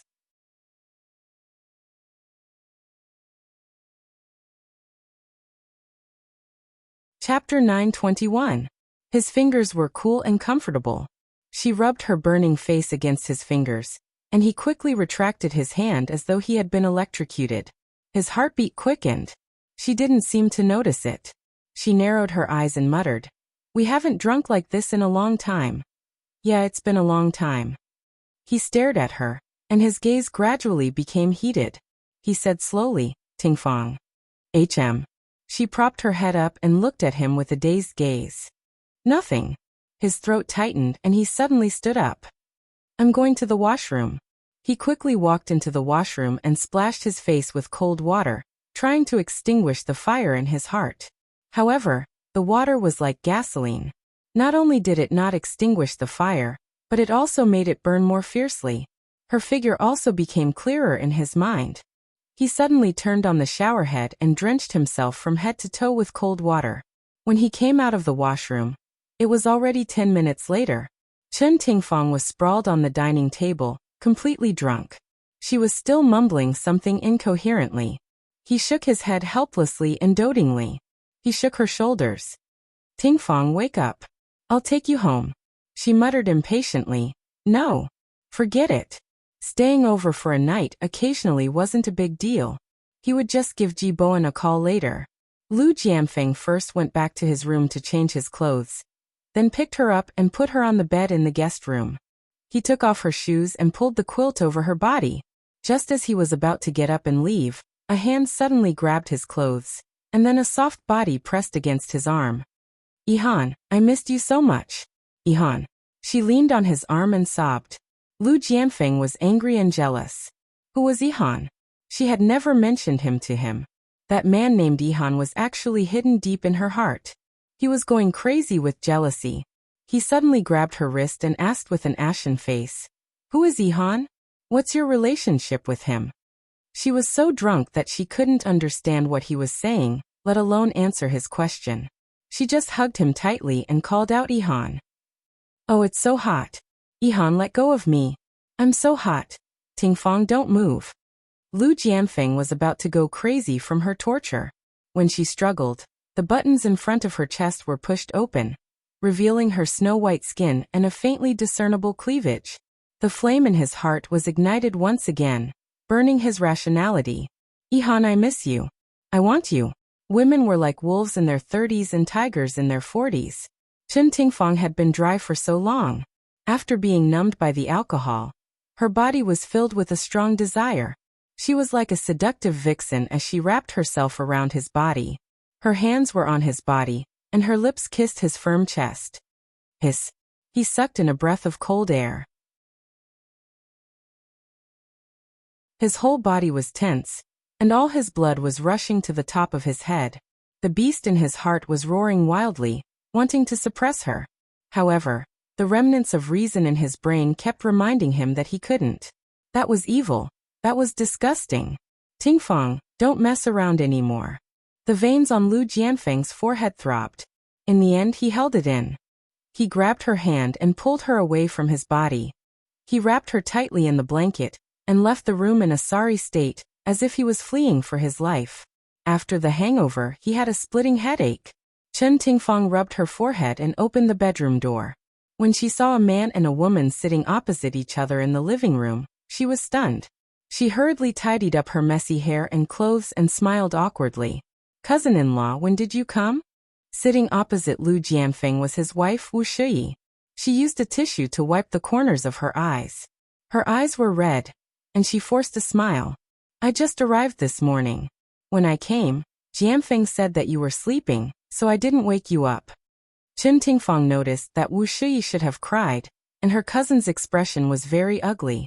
The atmosphere between them was a little strange. She tactfully said, "I'm really sorry. I slept too late last night and accidentally woke up late. Cousin-in-law, take your time talking. I'll go wash up first." Wu Shiyi nodded. When she entered the bathroom, she turned her gaze and met Lu Jianfeng's eyes again. She said softly, "Jianfeng, what should we do about Tianhao? I'm so scared." She choked on her sobs and tears started to fall again. Lu Jianfeng's brows were tightly knitted. He said in a low voice, "Has it been diagnosed?" She nodded. I've already asked a specialist to examine it. The diagnosis is acute leukemia. If he doesn't undergo special treatment, he only has half a year to live. At this point she was already sobbing. She covered her mouth with her right hand and tried her best to control herself. The doctor said that a bone marrow transplant is the best treatment. However, in the bone marrow bank, they couldn't find a bone marrow match for Tianhao. This news was like a bolt from the blue to Lu Jianfeng. His son had been smart and healthy since he was young. How could he have acute leukemia? He really didn't want to believe it. However, the medical report was right in front of him. He had no choice but to believe it. He was silent for a long time. He reached out and put his arm around her shoulder. He said hoarsely, Shuyi, you go back to Hanqing today and handle the procedures for Tianhao's suspension. I'll go back tomorrow and transfer Tianhao to Ying City's city hospital. Ying City is the provincial capital after all. The medical standards there are better than Hanqing. Moreover, it's easier for me to take care of you and your son. Okay. Wu Shuyi leaned into his arms and cried softly. Chen Tingfang stood at the bathroom door. The door was open slightly and she happened to hear their conversation. Knowing that Lu Tianhao was seriously ill, she also felt terrible. She stood there for a long time until the crying stopped. Then, she pretended that she didn't know anything and walked out with a normal expression. Cousin-in-law, it's rare for you to come to Ying City. Let's have lunch together. Wu Shuyi's eyes were still a little red, but her emotions had returned to normal. She smiled and said, I still have something to do. I have to rush back to Hanqing this afternoon. We'll have plenty of chances to have lunch together in the future. Lu Jianfeng glanced at Chen Tingfang and said, Shuyi, Tingfang is not an outsider. You don't have to hide Lil Hao's illness from her. Chen Tingfang pretended that she didn't know anything. She looked surprised and asked, What's wrong with Lil Hao? Wu Shuyi turned her head away. Her eyes were filled with tears again. Lu Jianfeng said slowly, Lil Hao is sick. He has acute leukemia and needs a bone marrow transplant. I plan to transfer him to Ying City's People's Hospital. Bone marrow transplant? Have you found a bone marrow match? Not yet. But I believe that we will find one. Lil Hao will be fine. Yes, Lil Hao will be fine. Cousin-in-law, don't worry too much. Everything will be fine. Chen Tingfang sat beside Wu Shuyi and patted the back of her hand. I hope so. During the prison visit, Chen Tingfang told Yi Zhisu about Lu Tianhao's illness. Yi Zhisu immediately suggested a blood test to see if her bone marrow was a match with Lu Tianhao's. After all, they were close relatives. Perhaps they could be a match. Soon the prison approved her blood test. Lu Jianfeng, his wife, and Chen Tingfang were all looking forward to the test. They hoped that it would be a match. However, things didn't go according to their wishes. The test results showed that their bone marrow match was less than 5 points. This meant that the success rate of the surgery was very low. Lu Jianfeng didn't dare to let his son take the risk unless it was absolutely necessary. He thought that there would be a way to find a bone marrow match for his son. Wu Shuyi burst into tears. All her relatives and friends had done blood tests. Their bone marrow match with Lil Hao's bone marrow was less than 5%. Lil Hao was still so young. Was there really no hope? Yi Zhisu was also very sad. After spending a few months in prison, she clearly understood the value of life. Lil Hao was still so young. She looked at the test report in her hand and sighed dejectedly. It would be great if I could get my friends to do the test. Oh, and Uncle Ji and Yuqi. At least, there's more hope. Chen Tingfang's eyes lit up. She suddenly remembered that Ji Bowen was very concerned about his family's health. Every May he would organize a full body checkup for his family members. Even the servants of the Ji family had the right to a free checkup. If she persuaded him to do the checkup in advance, it should be fine. That night at dinner, Chen Tingfang said with a smile, Bowen, I've been feeling tired lately. I plan to do a full body checkup. Ahan and Yuqi haven't had a checkup in a long time. When are you free? Let's go together. Ji Yuqi looked up at her and said slowly, Auntie Chen, we used to have a checkup in May. This year I plan to do it again. Ji Yunhan raised his hand. I plan to do it in May too. 2 months in advance is nothing. Bowen, you should also have a checkup. During this period of time, your complexion is not very good. Ji Bowen glanced at her and wanted to say that his complexion was not good because too many things had happened at home. After thinking about it, he held back. He wiped the corner of his mouth with a napkin and said, "In that case, let's do the checkup in advance this year. Butler, make an appointment with the hospital. It's best if it's a day off." "Yes, master." Chun Tingfang was very happy that she had achieved her goal. She poured a bowl of soup for Ji Bowen and was very attentive. Ji Yuqi's brows furrowed, but they quickly relaxed. She used the spoon to slowly stir the hot soup in the bowl, trying to guess what she was up to again. What? Vice President Qing had gastric bleeding and was sent to the hospital? Ji Yuqi received a call from her secretary. She was so angry that her face turned green. She took Shinja's hand and walked quickly to the car. She suppressed her anger and said, "Aja, I'm going to the hospital to visit Qingsang. That idiot Qingsang actually had gastric bleeding because of her business partner. If she has a bad stomach, she should drink less. How could she be so honest?" Shinja opened the car door for her and said calmly, "Don't worry. She has always been in good health. It's just gastric bleeding. She won't die. Come and see." Songshu 566.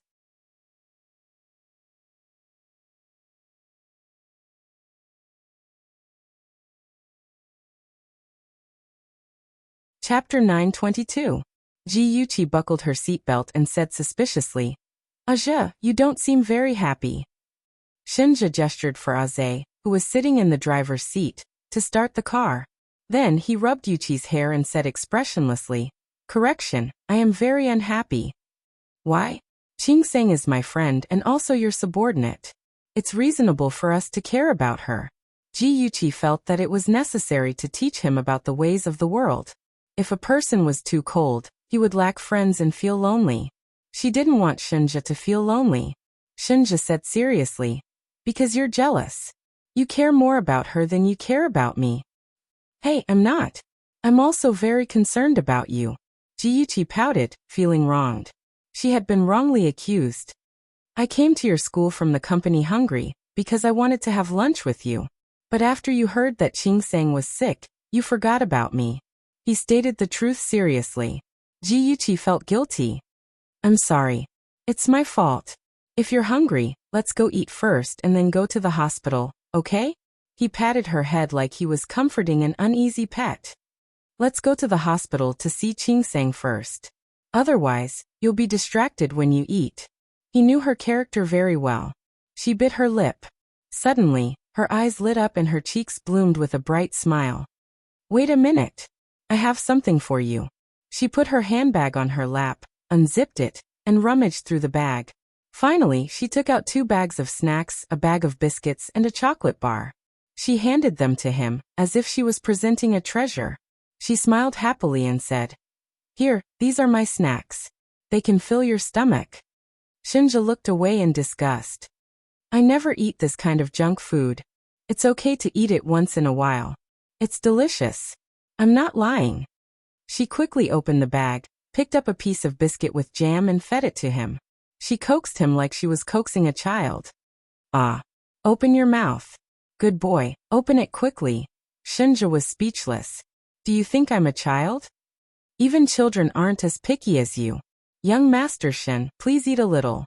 I'll be very sad if you starve yourself. Please, please." She almost climbed on top of him, one hand on his chest, the other holding the biscuit to his mouth, a pair of beautiful eyes quickly blinking, like the bright stars in the sky. His face was dark. "Feed me." Okay, open your mouth." "It's not like that, with your mouth, feed it." She was blushing. S's lips, SSSS. Then he bit by bit until her fingers finger her fingers.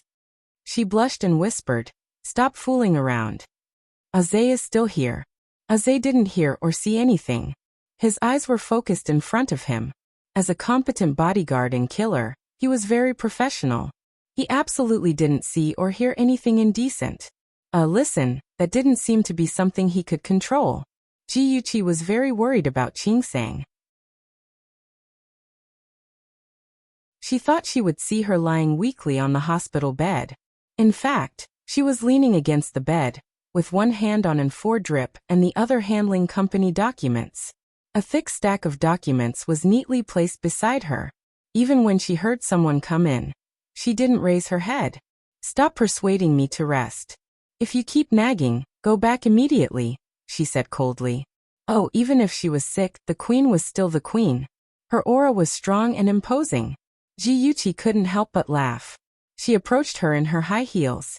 "Queen Qingsang, who are you angry with? Don't tell me it's Yulei?" Yulei was the only one who could make her so uneasy. Speaking of which, Yulei was really a weirdo. No matter how many times Qingsang rejected him, he still pounced on her and wouldn't let her go. Speak of the devil. Yulei walked over with a lunchbox in his hand. He laughed heartily and said, "What are you talking about?"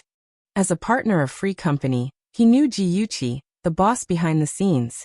He also heard about her relationship with young Master Shin. So he smiled and nodded at the two of them. Then he turned his gaze to Qingsang. Obviously, he wanted Qingsang to answer his question. Qingsang put down the documents in her hand and said coldly, "I said if you disturb my work again, I'll throw you out." Ji facepalmed. She couldn't bear to look at the queen's aura. Brother Yulei, hang in there. She thought Yulei would be frustrated. She didn't expect him to turn from a sunny guy to a loyal dog in the next second. His invisible tail wagged behind him, and he smiled cutely. "Ah Sang, you're the most charming when you're working.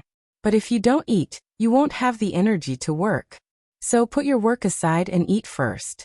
We have your favorite vegetable porridge today." Ji widened her eyes. She learned something today. Qingsang pushed away his hand that was about to help her. She said coldly, "Don't touch me." "Ah Sang, don't misunderstand. I just want to help you. Go away. Don't give me that despicable look." "Ah Sang, don't you think I'm cute like this? I've been practicing in front of the mirror for a week." "Cute? Please don't insult the word cute." "Ah Sang, you're so heartless." Sob sob sob. The two people in the room bickered as if there was no one else around. Ji felt that she was particularly unnecessary. Shinja stood beside her and said in a low voice, "See? She's doing very well. You can rest assured now." "Yeah, as long as Qingsang is fine. Let's go. Don't disturb them." Ji smiled wickedly and secretly held Shinja's hand. They had already walked to the door when Qingsang suddenly said, Boss, thank you for coming to see me. I'm fine." Ji didn't expect Qingsang to thank them personally. She raised her eyebrows and smiled. She turned her head and teased, "With Yulei taking care of you, we can rest assured. Rest well. You can rest for as long as you want." Qingsang's face darkened. "Don't put me together with him." Yulei beamed. "Thank you, Miss Ji. Ah Sang will go back to work when she recovers." Qingsang glared at him. "Hey, if you don't speak, no one will think you're mute." What did he mean by Ah Sang? She was her. It had nothing to do with him. Ji laughed loudly. They really were a pair of quarrelsome lovers. "I can see that Yulei really likes Qingsang. Unfortunately, Qingsang doesn't like him," Ji said softly to Shinja in the corridor with their fingers interlocked. Shinja held her hand tightly. "It's not that Qingsang doesn't have feelings for Yulei. It's just that she's used to being cold, and doesn't know how to get along with others. Just like when he first fell in love with her, he was a little flustered and a little helpless. He didn't know how to like someone." Ji looked up at him and smiled. "I really hope they can be happy together." Maybe they will. As long as Yulei continued to pester her, Qingsang would be captured by him sooner or later. After entering the elevator, Ji saw the door of the office closest to the elevator open. A tall and straight man walked out holding a little girl's hand. Behind them was a doctor in a white coat. The man put on his sunglasses and nodded at the doctor. "Dr. Han, thank you for your hard work." "You're welcome. This is what I should do. Please take care." The elevator door closed slowly, blocking Ji line of sight. She narrowed her eyes slightly, and the corners of her lips curved into a cold smile. It was Lu Jianfeng. What was he doing at the hospital? A black car stopped by the side of the road.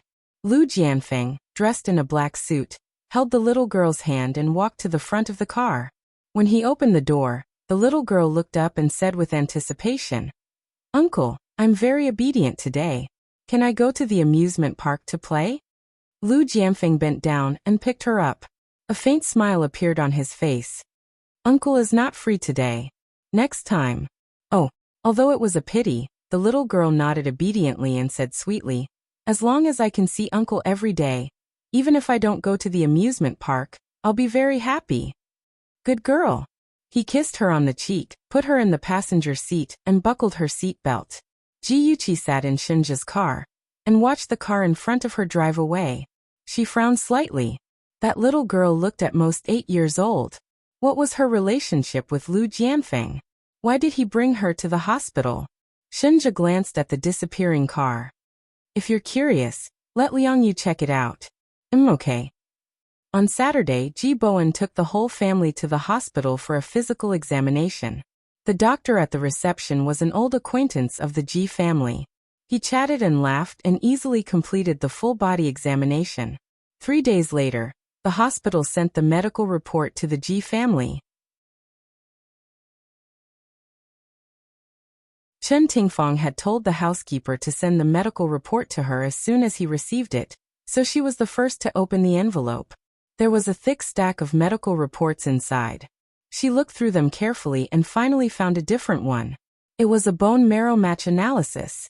The list showed that the bone marrow of everyone in the Ji family was compatible with Lu Tianhao's bone marrow. The highest match was Ji Yunhan, as high as 80%. Chen Tingfang's eyes shone with ecstasy. Her fingers trembled as she held the thin piece of paper. After a minute, she suppressed the excitement in her heart and quickly put everyone's medical reports into an envelope. Then, she used a lighter to burn the results of the match and turned it into ashes. Her fingers trembled slightly and she dialed Lu Jianfeng's number. "Hello, cousin. Let me tell you a piece of good news. Ji Yunhan and Xiaohao's bone marrow match is 80%. Xiaohao can finally undergo a bone marrow transplant." Lu Jianfeng was also very excited. His knuckles turned white as he held the phone. He sounded anxious. "Is that true?" Chen Tingfang's eyes reddened. She nodded and said, "It's true, cousin. Hurry up and tell cousin-in-law and Xiaohao this good news." "Tingfang, thank you. Thank you for everything you've done." His voice was low and full of gratitude. "Cousin, you don't have to be so polite.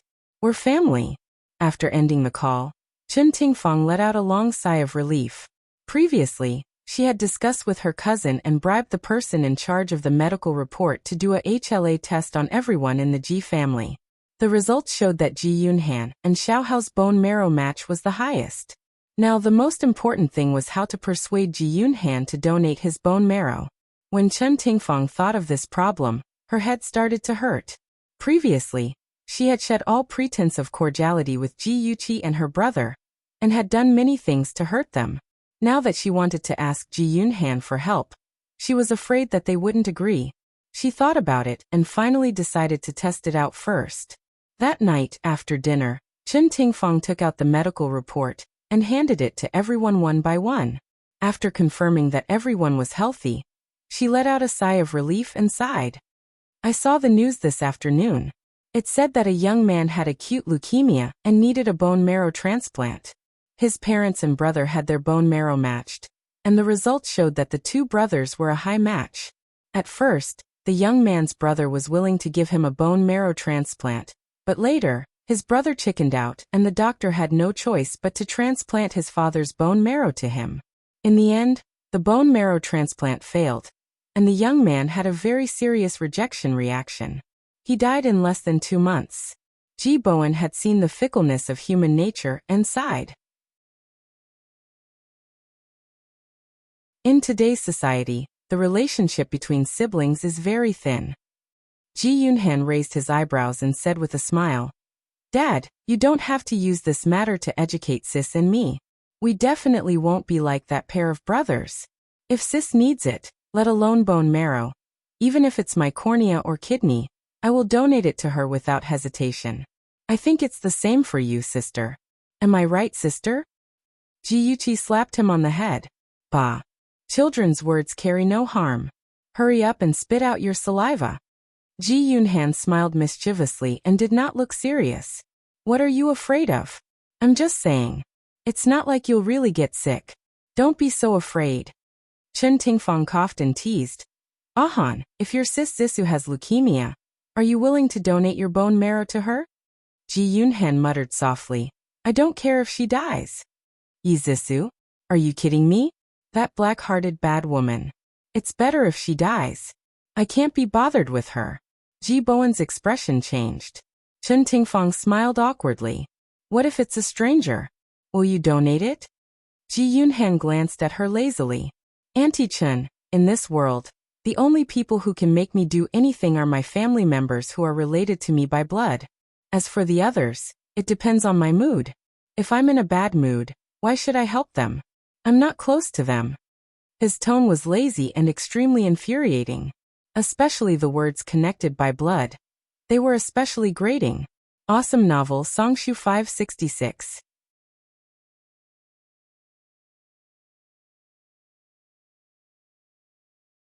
Chapter 923.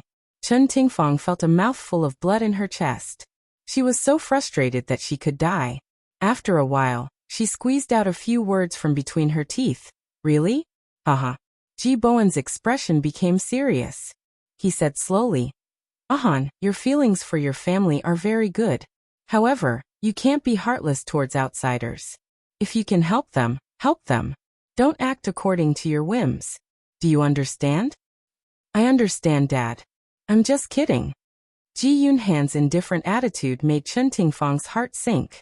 She knew that Ji Yunhan was serious. He would never help someone he did not like. Even if Ji Bowen was suppressing him, he would still not listen. Moreover, would Ji Bowen really help her persuade Ji Yunhan? She was really doubtful. After all, the Ji family and her cousin were not on good terms. The snow-white walls and the faint smell of disinfectant. Chen Tingfang pushed open the door and saw the young man standing by the window. His dark hair covered his forehead. His bright eyes were filled with melancholy. His face was as pale as snow.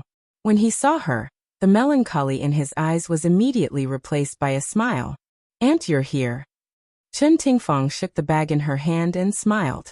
I brought you a game console today. You won't be so bored anymore. Lu Tianhao cheered. Yay, that's great. I used to want to play games, but Mom wouldn't allow it. She said that it would affect my studies. Now I don't have to worry.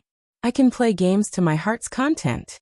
On his handsome face there was a bright smile on his face. Chen Tingfang felt her heart ache when she saw that he was pretending to be cheerful. Lil Hao was still a child. How could he not be afraid when faced with the threat of death? In order not to worry the adults, he would only show his negative emotions when he was alone. The room was very quiet. Only the sound of the game console could be heard. Wu Shuyi looked at her son sympathetically. She quietly walked to Chen Tingfang's side and pulled her out of the ward to the end of the corridor. Tingfang, how's the discussion about the bone marrow donation going? Did Ji Yunhan agree? Chen Tingfang said awkwardly, Cousin-in-law, I tried to sound out Ji Yunhan's opinion. He's not very willing. Then what should we do? Otherwise, I'll go to Ji Bowen and ask him to persuade his son. Wu Shuyi's eyes are red. Now Ji Yunhan is her life-saving straw. She must grab him. Cousin-in-law, to be honest, even if you beg Ji Bowen, I'm afraid that he won't agree.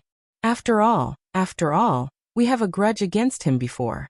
Chen Tingfang gritted her teeth and made up her mind. She said resolutely, Cousin-in-law, don't worry. I'll handle it well. Wu Shuyi grabbed her wrist tightly and asked anxiously, How are you going to solve it? Could it really be solved? Little Hao doesn't have much time left. We have to perform the surgery as soon as possible. Chen Tingfang hesitated for a moment, then leaned over to her ear and whispered a few words. Wu Shuyi was shocked. Isn't that a bad idea? Why don't we talk to them? What if they agree? What if they don't agree? Won't we alert them? We won't have any chance at all. I've already consulted the doctor. Donating bone marrow won't harm the donor. Moreover, the process is relatively simple. As long as we do it cleanly, no one will notice. But I'm still worried. I feel that it's a little too much. Chen Tingfang looked in the direction of the ward and said faintly, Cousin-in-law, compared to Little Hao's life, what's the big deal? In the end, Wu Shui was moved by her words and agreed with her idea.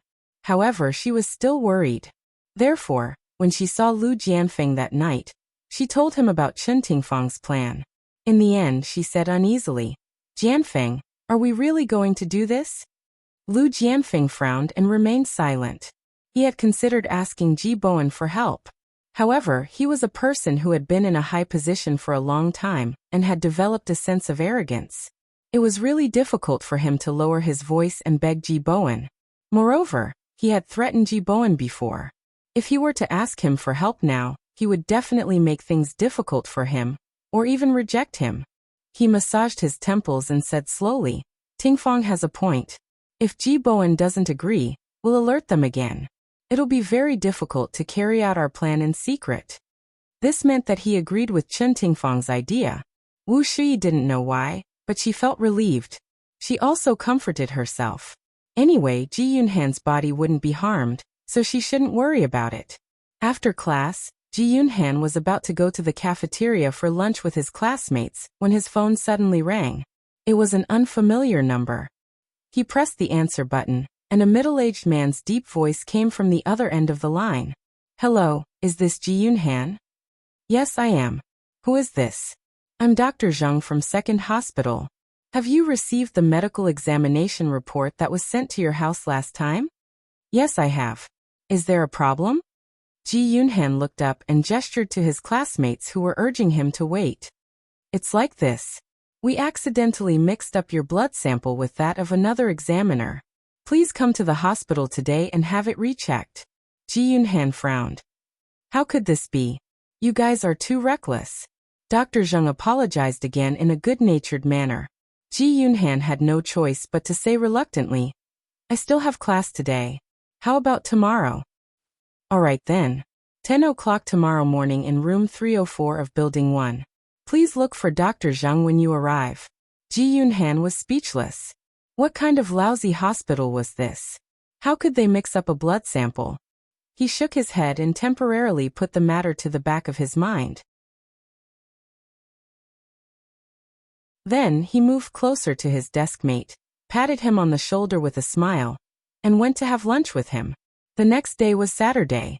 Ji Yunhan was about to leave after lunch when Ji Yuqi stopped him and asked casually, Ahan, are you going out? Where are you going? Ji Yunhan had a bitter expression on his face. I'm so unlucky. There's nothing wrong with your medical reports. Only mine. They said there was a mistake with the blood sample. They want me to do a blood test again. I'm going to that hospital now. Ji Yuqi had already made an appointment with Lin Yushi to play golf. When she heard his words, she did not take it to heart. She smiled and waved her hand. It's your fault for being so unlucky. Hurry up and go. Come back early in the afternoon. I'll personally make soup for you to replenish the blood you've lost. Okay, I'll go first. Bye sis. Ji Yunhan ran off like the wind. Ji Yuqi shook her head in amusement. She looked at the time and saw that it was already late. She quickly finished her breakfast and left in a hurry. Ji Yunhan found the examination room according to the address given by Dr. Zhang. A man wearing a mask and a white coat nodded at him. Then let's start now. The man first measured his blood pressure, and then wanted to draw his blood. He curled his lips helplessly and rolled up his sleeves. He muttered, Don't make a mistake this time. Although I'm a man and am not afraid of pain, drawing so much blood makes me dizzy. Don't worry, we won't make a mistake this time. The doctor comforted him with a few words and inserted a long needle into his blood vessel. He took out a large tube full of blood. He looked at the dark red blood in the syringe and felt his scalp go numb. Come, drink some sugar water and rest. A young nurse handed him a glass of water. He said thank you and took it. After drinking it, he felt that it was a little bitter. Maybe it's because there's too much sugar. It's so sweet that it's bitter, he thought. He put the glass on the table and wanted to stand up. Suddenly he felt dizzy and his vision turned black. He quickly held onto the back of the chair and vaguely heard someone say, Don't move. Rest for a while. You're scared of blood. His lips moved twice. He wanted to speak, but his voice seemed to be stuck in his throat. No matter how hard he tried, he could not speak. His eyelids were swollen, and he slowly closed his eyes. With a thump, he fell onto the chair. Ji Yunhan slowly opened his eyes. The dazzling light pierced his eyes, causing them to ache. He reflexively closed them, then slowly opened them again. The nurse's gentle voice entered his ears. "Ah, you're awake. You suddenly fainted. You gave us a fright." He turned his head and looked at the nurse standing at the head of the bed. "I fainted?" he asked in a daze. The nurse's eyes curved. "Yes, you fainted. You've been asleep for 2 hours. Are you okay? Do you want me to inform your family?" "I'm fine." "There's no need to inform my family." Ji Yunhan felt numb all over. It was as if he had been electrocuted. There was also a sharp pain in the back of his buttocks. He sat up with his hand on his forehead and slowly got off the bed. When he stood on the ground, he felt a sharp pain in his buttocks. He must have accidentally pulled something. Strange. He did not get an injection. Why does his buttocks hurt? He looked at the nurse in confusion. "Did you do anything to me after I fainted?" The nurse blinked quickly. "We just carried you to the bed. What's wrong? Do you feel uncomfortable anywhere?" Ji Yunhan's cheeks reddened. He could not say that his buttocks hurt in front of a girl. Perhaps he had slept for too long and hurt his buttocks. He shook his head. "I'm fine. When can I receive the blood test report?" "We'll mail it to your house in 3 days." "Okay, thank you. Goodbye." He took out his phone from his trouser pocket as he walked to the door. When he saw that it was a call from his sister, he quickly dialed her number. "Sis, you were looking for me just now. What's up?" When she received his call, Ji Yuchi's car was parked in the hospital's parking lot. She opened the door and got out of the car. "Ahan, I happened to be around the hospital, so I picked you up to go home. Are you done with your checkup?" "I'm done. I'm going down now." "That's good. I'll wait for you in the hospital garden. Come down quickly." Ji Yuchi hung up the phone and strolled around the hospital garden. 2 beautiful nurses carrying folders walked over, laughing and chatting. One of the nurses wearing glasses whispered, "You don't know yet, right? The leader with the surname Lu has transferred his son to our hospital." "You're talking about Lu Jianfeng? Oh my god, what illness does his son have? Why haven't I heard about it in the news? Are you dumb? Who is Lu Jianfeng? He definitely has to keep it a secret. How could he let the media know about his son's illness? But then again, his son is really lucky. He has acute leukemia. When he was transferred to our hospital, a volunteer was willing to donate his bone marrow. I heard that the bone marrow transplant operation will be carried out today." TSK. That volunteer, don't tell me he's aiming for their power. As long as he donates his bone marrow, he'll be the benefactor of the Lu family. Won't he be related to the Lu family in the future? Don't talk nonsense. That volunteer has a powerful background too. The nurse wearing glasses leaned over and whispered a few words in her companion's ear. Her companion immediately screamed. "What? The donor is from the Ji family?" "She'll lower your voice. Are you trying to kill me? This is a secret. You can't tell anyone. Remember, don't tell anyone." I know. Don't worry. I'm very tight-lipped." The voices of the 2 nurses gradually faded away. Ji Yuchi flashed out from behind the tree. Her face was extremely gloomy. Different images kept appearing in her mind. "Ahan, if your sister Zissou has leukemia, are you willing to donate your bone marrow to her? What if it's a stranger? Will you donate? I'm so unlucky. Your medical reports are all fine except mine. They said that the blood sample was wrong and asked me to do a blood test again." "What? The donor is from the Ji family?" Several voices echoed in her ears, and different scenes lingered in her mind. Ji Yuchi's expression became more and more unsightly, and the light of hatred burst forth from her pitch-black eyes. She clenched her fists tightly, and a cold aura emanated from her body, causing those who approached her to shiver uncontrollably.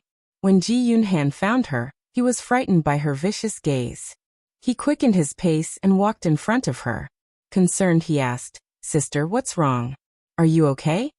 Ji Yuchi suddenly turned to look at him. Her eyes were incomparably complicated. There was regret, annoyance, and fear. He touched his nose inexplicably. Sister, what's wrong with you? Did my future brother-in-law make you angry? She suddenly hugged him, her arms tightly clasped on his back. Her voice was mixed with pain. I'm sorry, Ahan. I was too careless. Sister, she didn't say anything. After a long time, she slowly let go of him. She stared into his eyes with a serious expression. Ahan, did anything strange happen during your checkup? Ji Yunhan scratched his head and smiled. Yes, I seem to have a phobia of blood. At that time, the nurse, miss, handed me a cup of sugar water. I didn't expect that after drinking it, I still fainted. According to her, I lay down for more than 2 hours. Sugar water? Fainted? Ji Yuqi's gaze turned cold. She said in a deep voice. Other than that, do you feel uncomfortable anywhere? Add. Xinwu 799.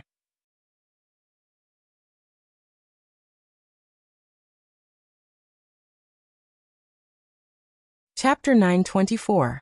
Cough, cough. Above my butt, below my lower back, it hurts a little. Ji Yunhan did not want to talk about such a shameful place, but when he saw his sister's serious expression, he unknowingly told the truth. Ji Yuqi had once watched a television program that explained the knowledge of bone marrow transplants. She knew that the location of the bone marrow extraction was where Ahan felt the pain in his ilium. Chen Tingfeng, Lu Jianfeng, those two bastards, how dare they treat Ahan like this? They use such a despicable method to drug Ahan and steal his bone marrow. If Lu Tianhao did not need bone marrow, but a liver, a kidney, or a heart, would those two bastards also remove Ahan's internal organs without hesitation? Ji Yuqi exploded like a volcano. She clenched her fists and roared. Damn it, Chen Tingfeng, Lu Jianfeng, they went too far. Sister, what are you talking about? Ji Yunhan was confused. She suddenly grabbed his hand and dragged him to the hospital. She said angrily, Come with me. Which doctor did the examination for you? Tell me. Hey sister, don't drag me. I'll walk by myself. What's going on? You have to tell me clearly. Ji Yuqi did not answer. She clenched her teeth tightly. She was afraid that if she opened her mouth, she would not be able to resist cursing those two bastards. She dragged her brother all the way until they entered the elevator. Only then did she manage to suppress her anger. She faced her brother and told him her suspicions. Ahan, Lu Jianfeng's son has acute leukemia and needs a bone marrow transplant. I suspect that your bone marrow matches his. And just today, your bone marrow was extracted. Ji Yunhan was shocked. He widened his eyes in disbelief. How did you know? Ji Yuqi clenched her fists and told him her deduction concisely and quickly. She said, Although it's just my speculation, it's very likely to be true. Later, I'll verify it with the doctor who extracted your blood. The examination room. Yes, Madam Chen. I've taken care of it. Don't worry, I'll keep it a secret. Dr. Zheng stood facing the window and spoke to the person on the other end of the phone. Suddenly, with a bang sound, the door was pushed open heavily. He turned his head in surprise and saw the two people walking in through the door. His expression changed immediately, and he quickly said to the person on the other end of the phone, I have an accident here. I'll hang up first. Dr. Zheng glanced guiltily at the expressionless Ji Yunhan before shifting his gaze to the equally expressionless Ji Yuqi. He gripped his phone tightly and tried to maintain a calm smile on his face. Is there anything I can help you with? You're the Dr. Zheng who drew my brother's blood, right? I have a question for you. Ji Yuqi coldly stared into his eyes, as if she wanted to see through his eyes and see through his internal organs. Dr. Zheng broke out in cold sweat. I don't dare to ask. What's the question, Miss Ji? Please ask. Ji Yuqi looked at him coldly and said sternly, Let me ask you, who gave you permission to extract my brother's bone marrow without permission? Who gave you the right to do so? Cold sweat broke out on his forehead, but his expression was calm. Miss Ji, what do you mean by that? I've never extracted your brother's bone marrow. Ji Yuqi said sternly. Good, very good. It doesn't matter if you don't admit it. My brother's iliac bone must still have a needle hole. We can find evidence of your crime through an X-ray examination. Then, she turned to Ji Yunhan. Ahan, let's do the examination now. I want those who stole your bone marrow without your permission to pay the price. Miss Ji, please wait. Dr. Zheng rushed forward and blocked their way. He said anxiously and painfully, I admit that I did extract Ji Yunhan's bone marrow. But Madam Chen told me that Ji Yunhan agreed to donate his bone marrow, so Ji Yuqi said sternly. Did Chen Tingfang really say that? Dr. Zheng quickly explained. Yes, she said that Ji Yunhan agreed to donate his bone marrow, but Mr. Ji Bowen didn't know about it. Therefore, she wanted me to collect the bone marrow this way to prevent Mr. Ji Bowen from finding out. Don't you know that Han is only 17 years old? He's still a minor. Even if he made the decision to donate, he would need his guardian's approval. How dare you say that you want to hide it from my father? What kind of doctor are you? It's a disgrace that your hospital has a doctor who doesn't care about professional ethics like you. Ji Yuqi was truly furious. She glared fiercely at him, each question louder than the last, making him unable to show his face. His face alternated between red and white, and he opened his mouth, unable to say a single word for a long time. She snorted and mocked. Chen Tingfang must have given you a lot of benefits. Also, our dear and respectable leader Lu Jianfeng must have given you benefits too. Am I right, Zheng? Doctor. Give birth. The heavy emphasis on the word doctor was like a heavy hammer that hammered Dr. Zheng's conscience. He had indeed received a lot of benefits, but the benefits had blinded him and made him forget his duty to save lives and heal the wounded. He hung his head in guilt. I'm sorry, Miss Ji, young Master Ji. I know I'm wrong. Please give me another chance. This job is really important to me. If news of him stealing the bone marrow spread, he would definitely be kicked out of the hospital. His reputation would be tainted and no other hospital would hire him. Ji Yuqi's eyes darkened. She slowly raised the corners of her lips and smiled brightly. Okay, I agree to let you go, but you have to promise me one thing. Dr. Zheng hurriedly said. Okay, I'll agree even if it's 100 times. Ji Yuqi snorted. I don't need 100. My condition is simple. Don't tell Chen Tingfang and Lu Jianfeng what we know. Just tell them that everything went smoothly and no one found out about you stealing the bone marrow. Okay, I understand. I'll do as you say. On the way home, the atmosphere was heavy. Ji Yuqi held the steering wheel tightly with both hands and looked straight ahead. Her face was dark and she did not say a word. Ji Yunhan carefully peeked at her a few times. Seeing her sullen expression, he laughed dryly. Sis, are you still angry? Don't be angry. It's just a little bit of bone marrow. It won't do any harm to my body. Let them have it. Shut up. Ji Yuqi turned around and glared at him fiercely. Just bone marrow? I think you're lucky. What if they wanted your liver, kidney, or heart? Would you let them cut you up? The more she spoke, the angrier she became.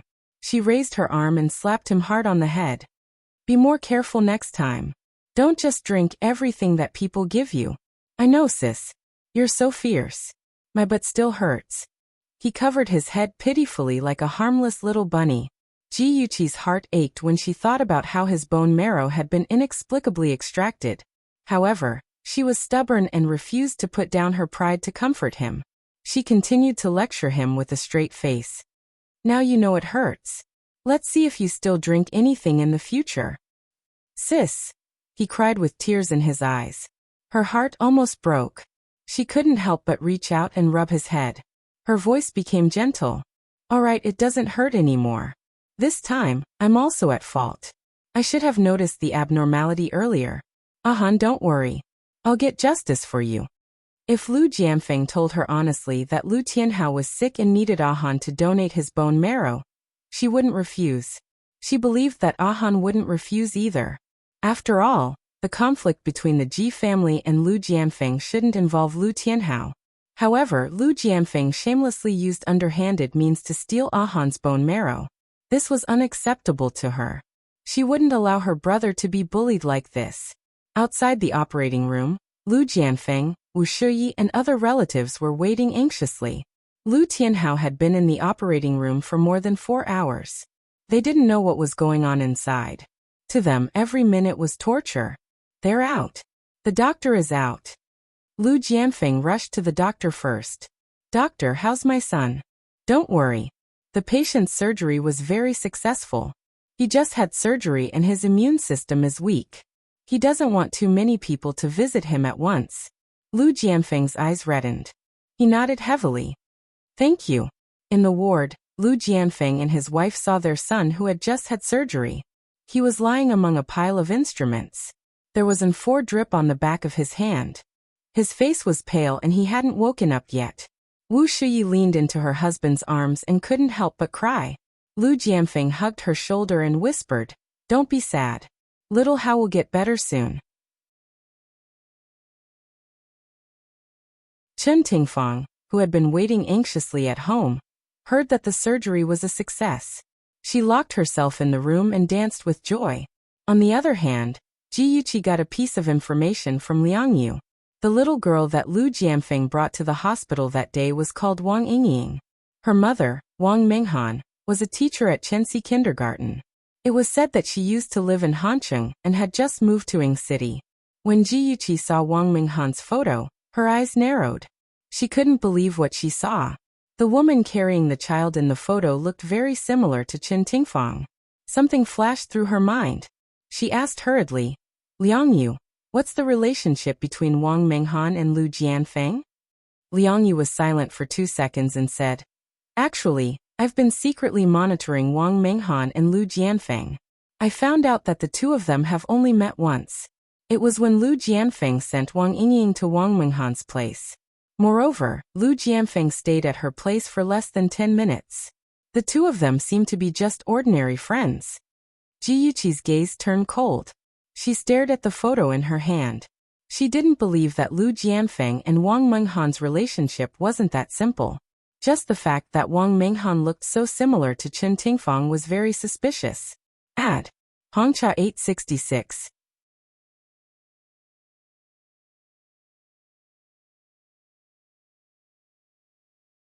Chapter 925. She kept thinking back to the times when Lu Jianfeng and Chen Tingfang interacted. She realized that whether it was in her previous life or this life, Lu Jianfeng was infinitely tolerant and caring towards Chen Tingfang. Sometimes his care and concern even made people feel that it was a bit excessive. Between the two of them, was it really just a pure relationship of cousins? Perhaps it was because she had seen too much of the filth of the world. But Ji Yuqi's thoughts were no longer that of a young lady who didn't know the ways of the world. Just by looking at some clues, she could associate some evil things with it. She thought for a moment and said in a low voice, "Liang Yu, I want you to do me a favor. Continue to keep an eye on Lu Jianfeng and Wang Mingyao, and..." She lowered her voice and made an outrageous request. "Help me get Wang Mingyao's hair." "Okay, no problem." After Lu Tianhao's operation, there were no signs of rejection. He recovered well. Lu Jianfeng was relieved and began to put his energy into work. He was busy every day and often went to the countryside or remote places to inspect the work. He could not go home on time. Sometimes he would only go home once every 2 or 3 days. However, he would call Wu Shuyi every day to ask about his son's condition. Wu Shuyi had been used to it. She had to be prepared to be alone when she married a powerful husband. In order to take care of her son, she quit her original job and stayed in the hospital almost every day to accompany her son. One day, Wu Shuyi was carrying the chicken soup she made and was about to send it to the hospital. The phone in her pocket suddenly vibrated. She opened it and saw a message from an unknown number. "Do you want to know what your husband is busy with every day? Go to this address and you will find the answer." Wu Shuyi shook her head in amusement. She just thought that someone was playing a prank. She put the phone in her pocket and ignored it. About 5 minutes later, the phone vibrated again. It was a message from the same number. "Why are you scared? Poor woman who has been kept in the dark." She quickly replied, "Please don't play any more pranks on me. I'll be angry." "Haha, pranks? You are deceiving yourself." Wu Shuyi's fingers trembled. She quickly replied, "Who are you? What is your purpose?" After sending the message, it was like a stone sinking into the sea. She waited for a long time, but did not receive a reply. Because of these inexplicable text messages, her originally good mood became gloomy. She carried the soup and walked into her son's ward. She barely managed to pull herself together, But her mind couldn't help but wander. Jianfeng was busy with work. She should believe him. However, that mysterious person's resolute and decisive words kept echoing in her ears. Let's go and have a look. It's just a trip to prove that the mysterious man is playing a prank. Yes, he must be playing a prank. After a mental struggle, curiosity finally won out. Wu Shuyi told her son a few words and asked the nurse to take good care of him. Then she hurried out of the hospital and drove to the place mentioned by the mysterious man. This was a newly opened amusement park in Ying City. It had a complete set of gaming facilities. Wearing a hat and brown sunglasses, Wu Shuyi walked past a group of children and followed the address to a cold drink shop in the amusement park. Through the huge glass window, she saw Lu Jianfeng sitting by the window. Even if he was wearing sunglasses as his wife, how could she not recognize him? Opposite him sat a young woman and a 7 or 8-year-old girl. When Wu Shuyi carefully looked at the young woman, she was so shocked that she almost screamed. She covered her mouth tightly and stared at the woman. She actually looked like Chen Tingfang. In the cold drink shop, Wang Yingying took 2 sips of fresh orange juice. Her big round eyes looked curiously at Lu Jianfeng.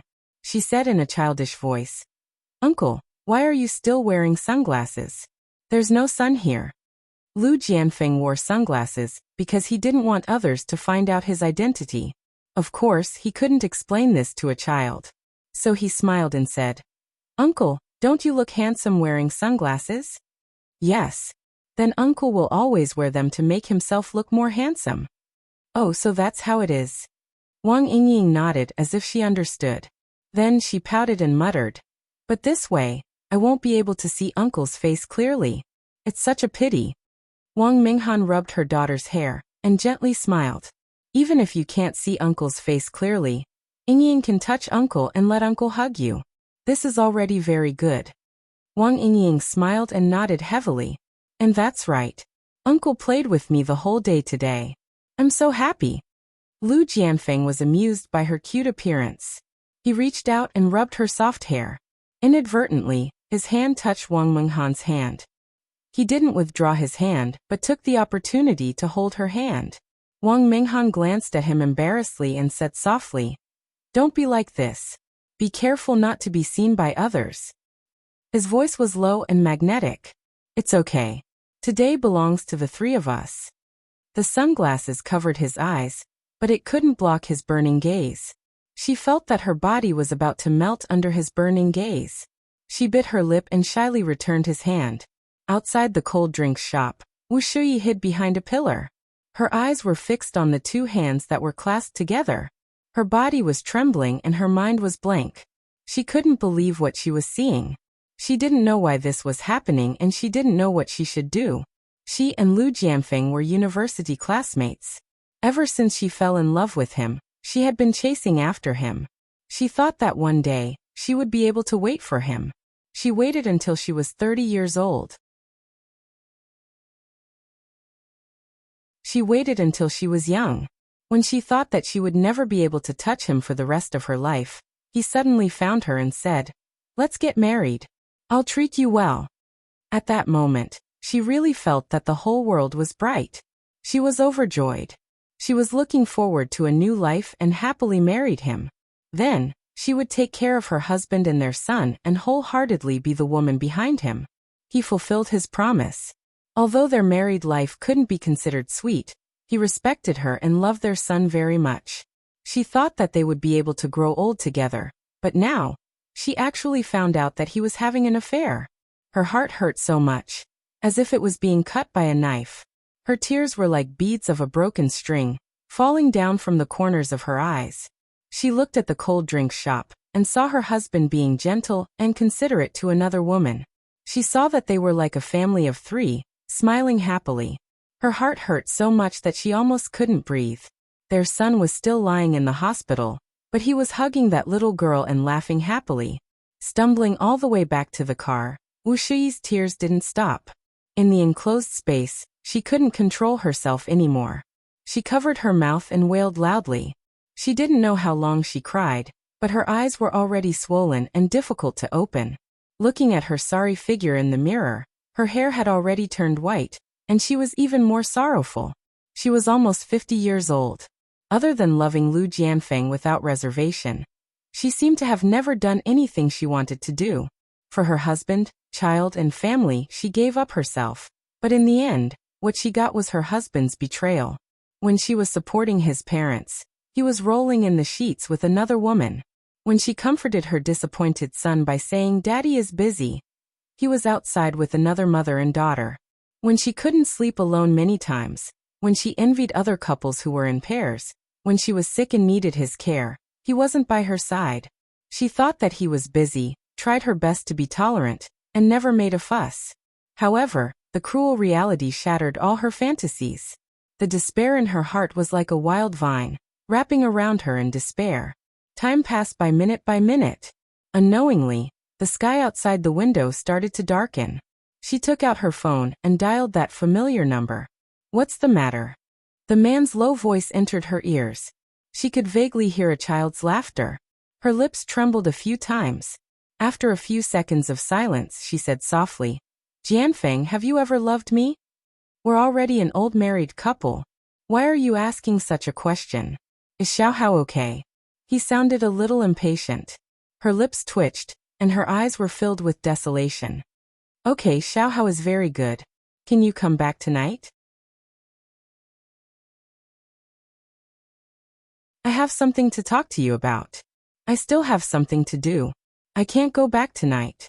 I'll go back tomorrow." He didn't wait for her answer and said, "Is there anything else?